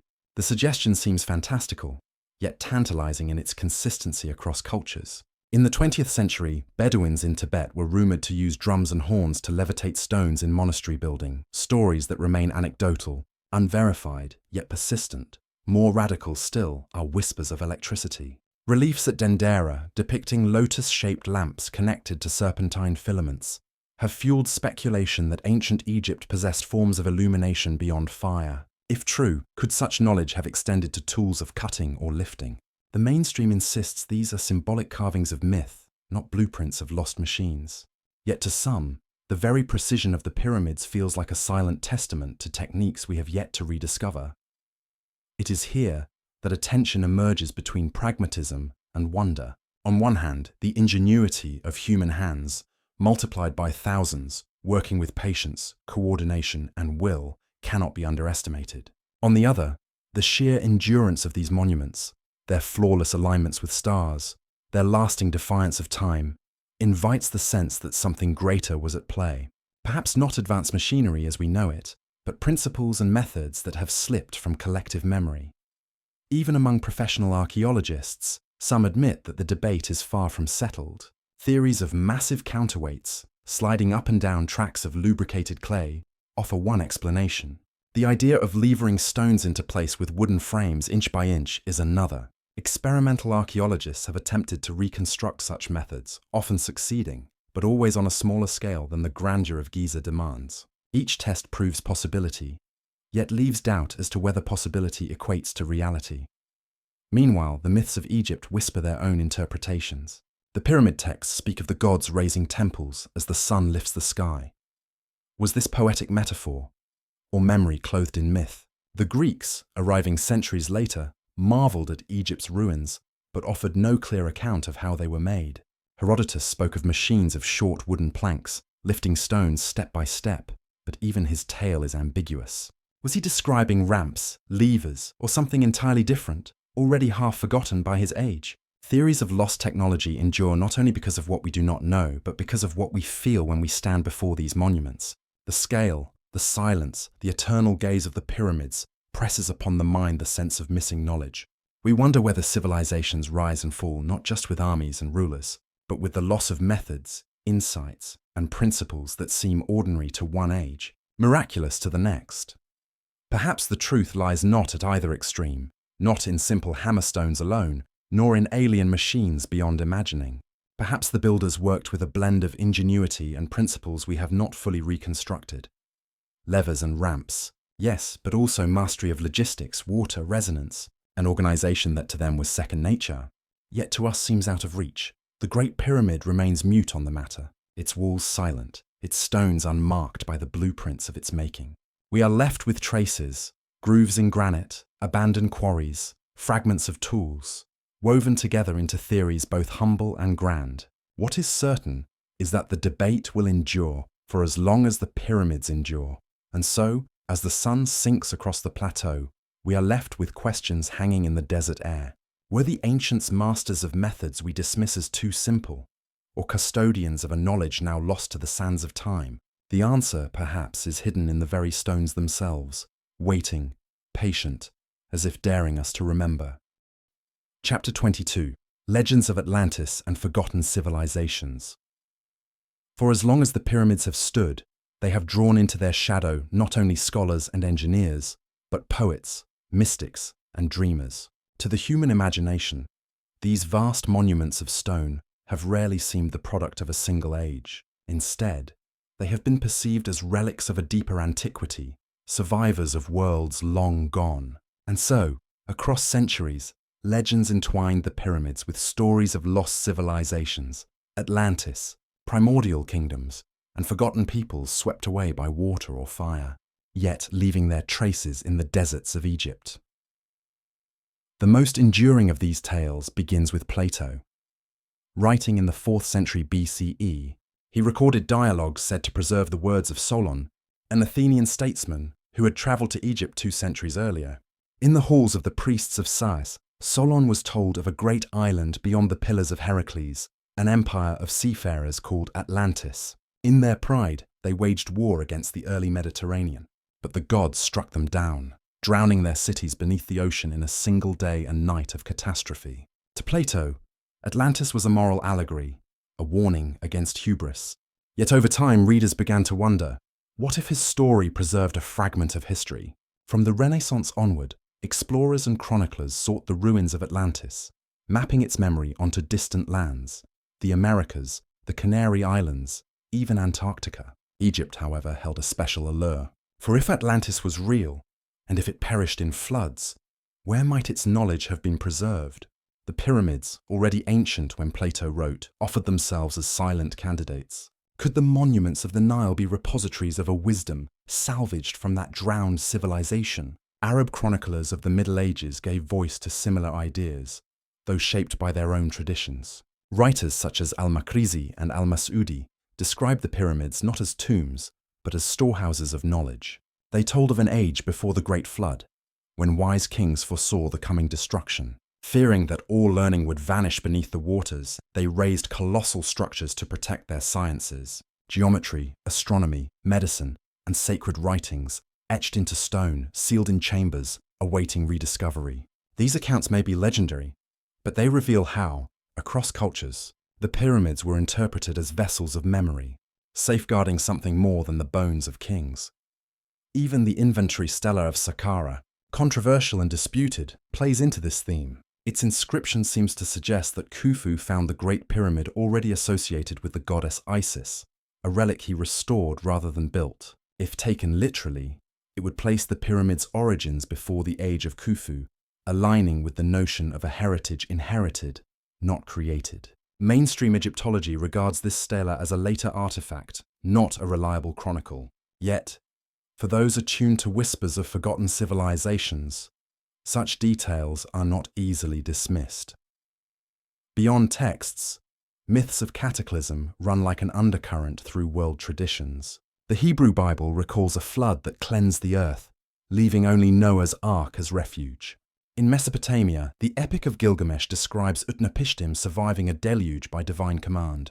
Across the ocean, Mesoamerican legends speak of suns destroyed and worlds remade. To many, these stories suggest a collective memory, a time when rising waters or cosmic events reshaped human destiny. If such floods were real, could the pyramids, standing on high ground above the Nile, have been built with disaster in mind, perhaps as markers or vaults or testaments to endurance? Modern thinkers have also tied the pyramids to lost epochs. In the 19th century, as geology uncovered evidence of ice ages and shifting seas, some began to imagine that civilizations might have risen and fallen long before recorded history. Ignatius Donnelly's 1882 book, Atlantis, The Antediluvian World, became a touchstone, proposing that Egypt, Mesopotamia, and even the Americas were heirs of a drowned mother culture. Though dismissed by academics, his ideas spread widely, feeding into both popular imagination and esoteric traditions. In the 20th century, alternative researchers such as Edgar Cayce claimed that the pyramids contained hidden chambers with records from Atlantis, sealed until a destined time. His visions spoke of a hall of records beneath the sands, where scrolls and artifacts would one day reveal humanity's forgotten past. While mainstream archaeologists found no evidence of such chambers, the allure of the hidden archive has never faded. To this day, theories persist about voids within the Great Pyramid, their purpose unknown, fueling speculation that they may yet conceal ancient texts. And yet, legends of Atlantis and forgotten civilizations need not be read as literal history to hold meaning. They are testimony to something deeper, humanity's intuition that knowledge is fragile, that civilizations are vulnerable, and that the works of today may vanish tomorrow.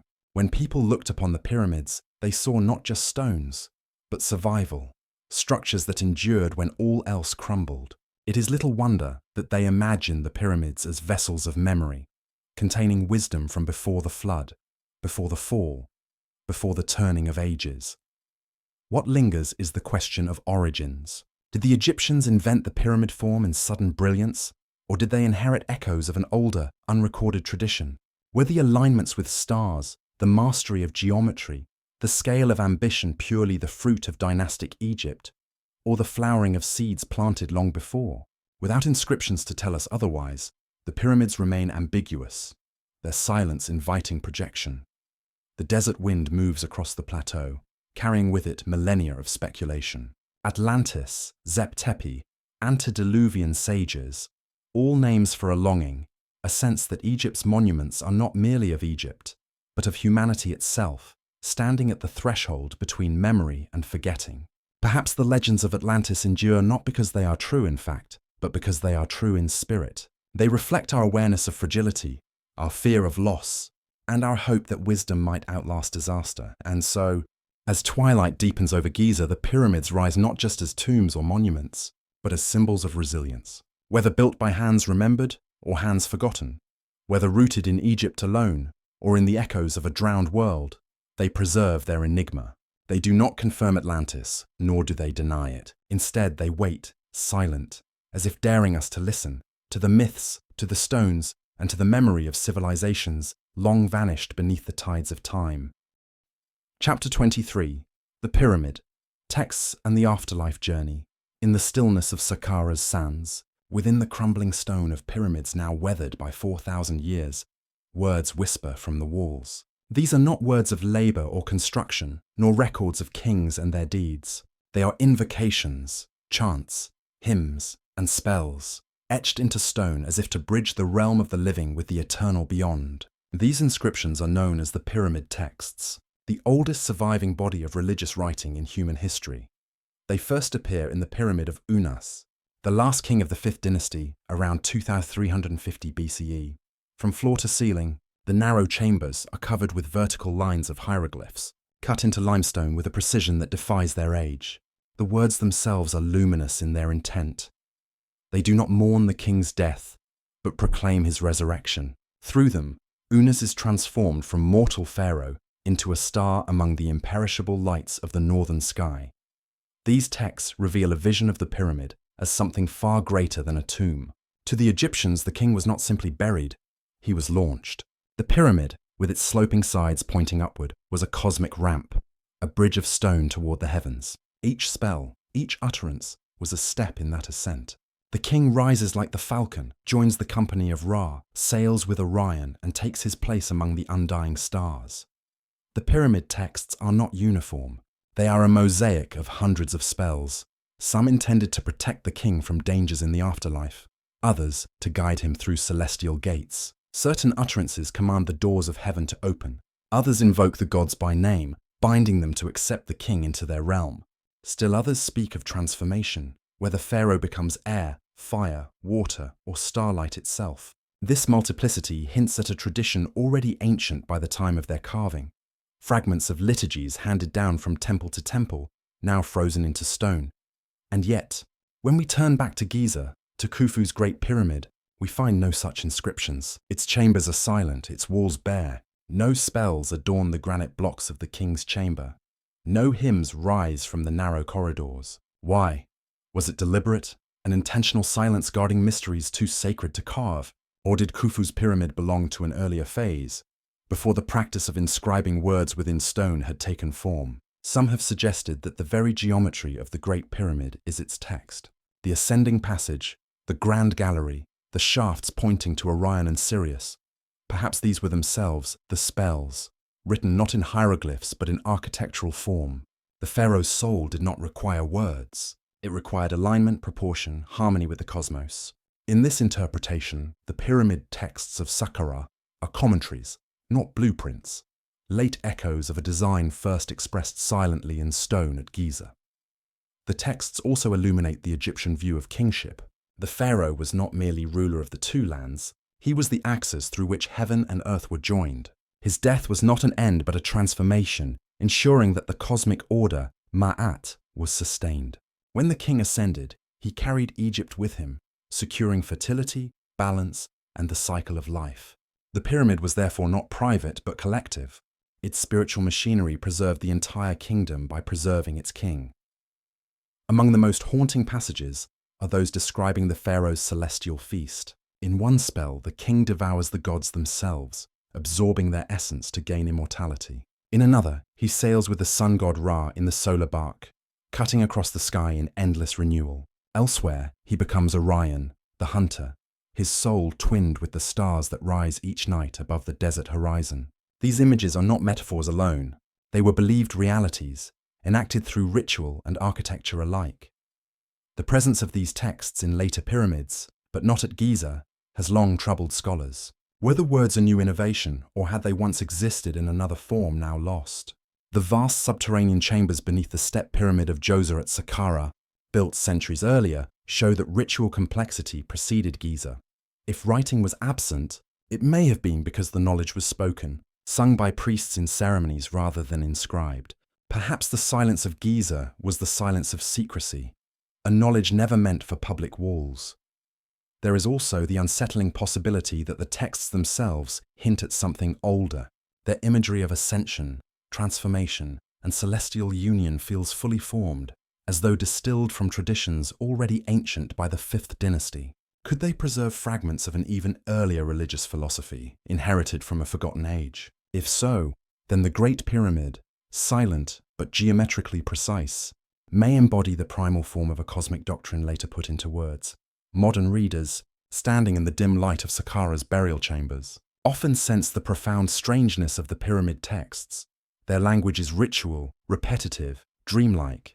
They do not explain. They command. The doors of heaven are opened for you. The sky is given to you. May you ascend, O Unas, on the smoke of incense.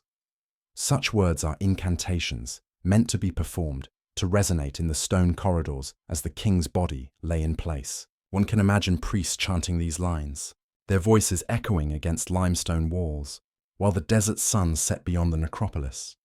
And through these texts, the pyramid itself changes shape in our understanding. It is not simply stone upon stone, a feat of engineering alone. It is a stage for transformation, an instrument of passage. The pyramid texts do not tell us how the pyramids were built, but they tell us why. They reveal that in the Egyptian mind, the pyramid was not death but rebirth, not an ending but an opening to eternity. Still, questions remain unresolved. Why were the greatest pyramids, those at Giza, left uninscribed? Did their builders rely on rituals no longer remembered, or on a language of proportion that modern eyes can barely read? If the pyramid texts are a window, they open only part way, revealing glimpses of a philosophy both intimate and cosmic, fragile and monumental. In the silence of the Great Pyramid and the inscriptions of Saqqara, two voices echo, one carved in words, the other in stone. Between them lies a gulf of interpretation, a mystery that refuses resolution. Perhaps the true meaning of the pyramids resides not in either voice alone, but in the dialogue between them, in what is said and in what is left unsaid. And so, as the winds sweep over the plateau and the stars wheel overhead, we are left with the same haunting thought that must have stirred the priests of old. That stone can speak without words, and that silence too can be a scripture. Chapter 24. Modern excavations and the ongoing mystery. Beneath the Egyptian sun, the Giza Plateau appears timeless. The three great pyramids stand as they have for millennia, their weathered stones a testament to endurance.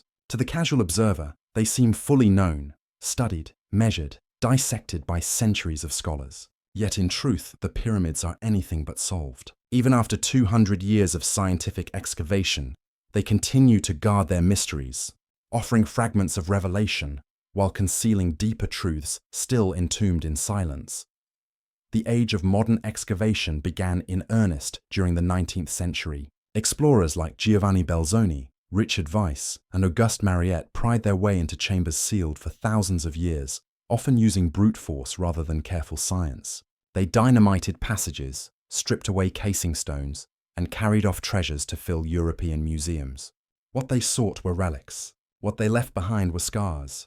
Yet even in their crude methods, they set in motion the long process of decoding Egypt's greatest monuments. By the 20th century, archaeology had shifted. Excavation became systematic, cautious, more respectful of the past.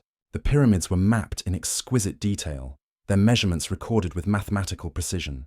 Yet with each advance, more questions surfaced. If Khufu's pyramid was truly a tomb, why was his sarcophagus found empty, without a body or inscriptions? Why do the chambers and passageways reveal architectural features that seem to serve no funerary function? In recent decades, technology has replaced chisels and dynamite as the archaeologist's tools. Thermal imaging, ground-penetrating radar, and cosmic ray muon scans have been directed at the Great Pyramid in search of answers. These techniques pierce the stone without touching it, revealing hidden voids and unexplained anomalies. In 2017, a team of international researchers using muon detection announced the discovery of a vast, unexplained cavity above the Grand Gallery. It was not a small crevice or crack, but a space large enough to be another chamber, sealed since the pyramid's construction. The revelation sparked debate across the archaeological community. Some argued it was simply a relieving space, part of the structural design to reduce pressure on the passages below. Others believed it might conceal something more, perhaps a symbolic chamber, or even a yet untouched cache of ancient knowledge. What is certain is that the discovery proves how little we truly know. For all the careful mapping and centuries of study, the Great Pyramid continues to withhold parts of itself, as though deliberately preserving secrets for future generations. Beyond the Great Pyramid, the desert plateau itself seems to pulse with hidden structures. Satellite imaging has revealed faint outlines beneath the sands, suggesting buried temples, walls, and causeways that once formed a vast ceremonial complex. Some researchers believe that the Giza Plateau was not merely a necropolis, but a carefully orchestrated landscape of ritual, astronomy, and geometry, its monuments aligned with the stars, its causeways tracking the sun's eternal cycles. If so, then much of this story remains invisible, still concealed beneath the shifting sands. Even excavations in already known areas continue to surprise. Beneath the Pyramid of Khafre, tunnels and shafts plunge into the bedrock, their purposes still uncertain. At Menkaur's pyramid, chambers cut deep into the limestone suggest revisions and expansions, as though the builders altered their plans mid-construction.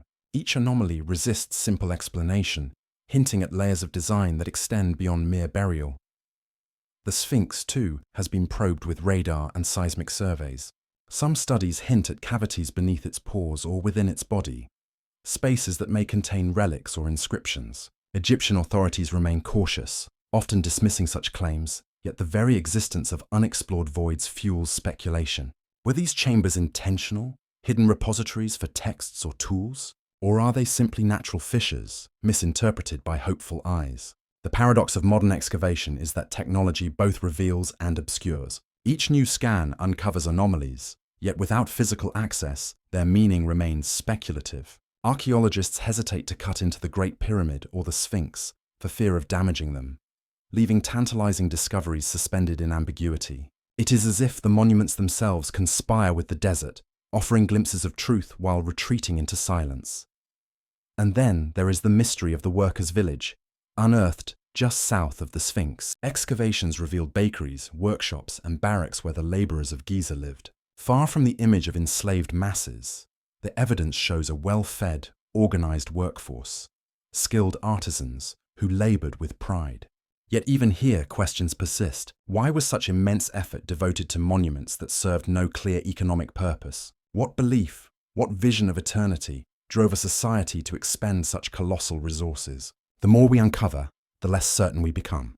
The pyramids resist final answers, slipping between categories: tombs, temples, astronomical markers, cosmic engines. They are all of these, and none. Their builders left no blueprints, no inscriptions explaining their intent. What survives is only stone, layered with meaning we can only guess at. And so, modern excavation does not solve the mystery of the pyramids, it deepens it.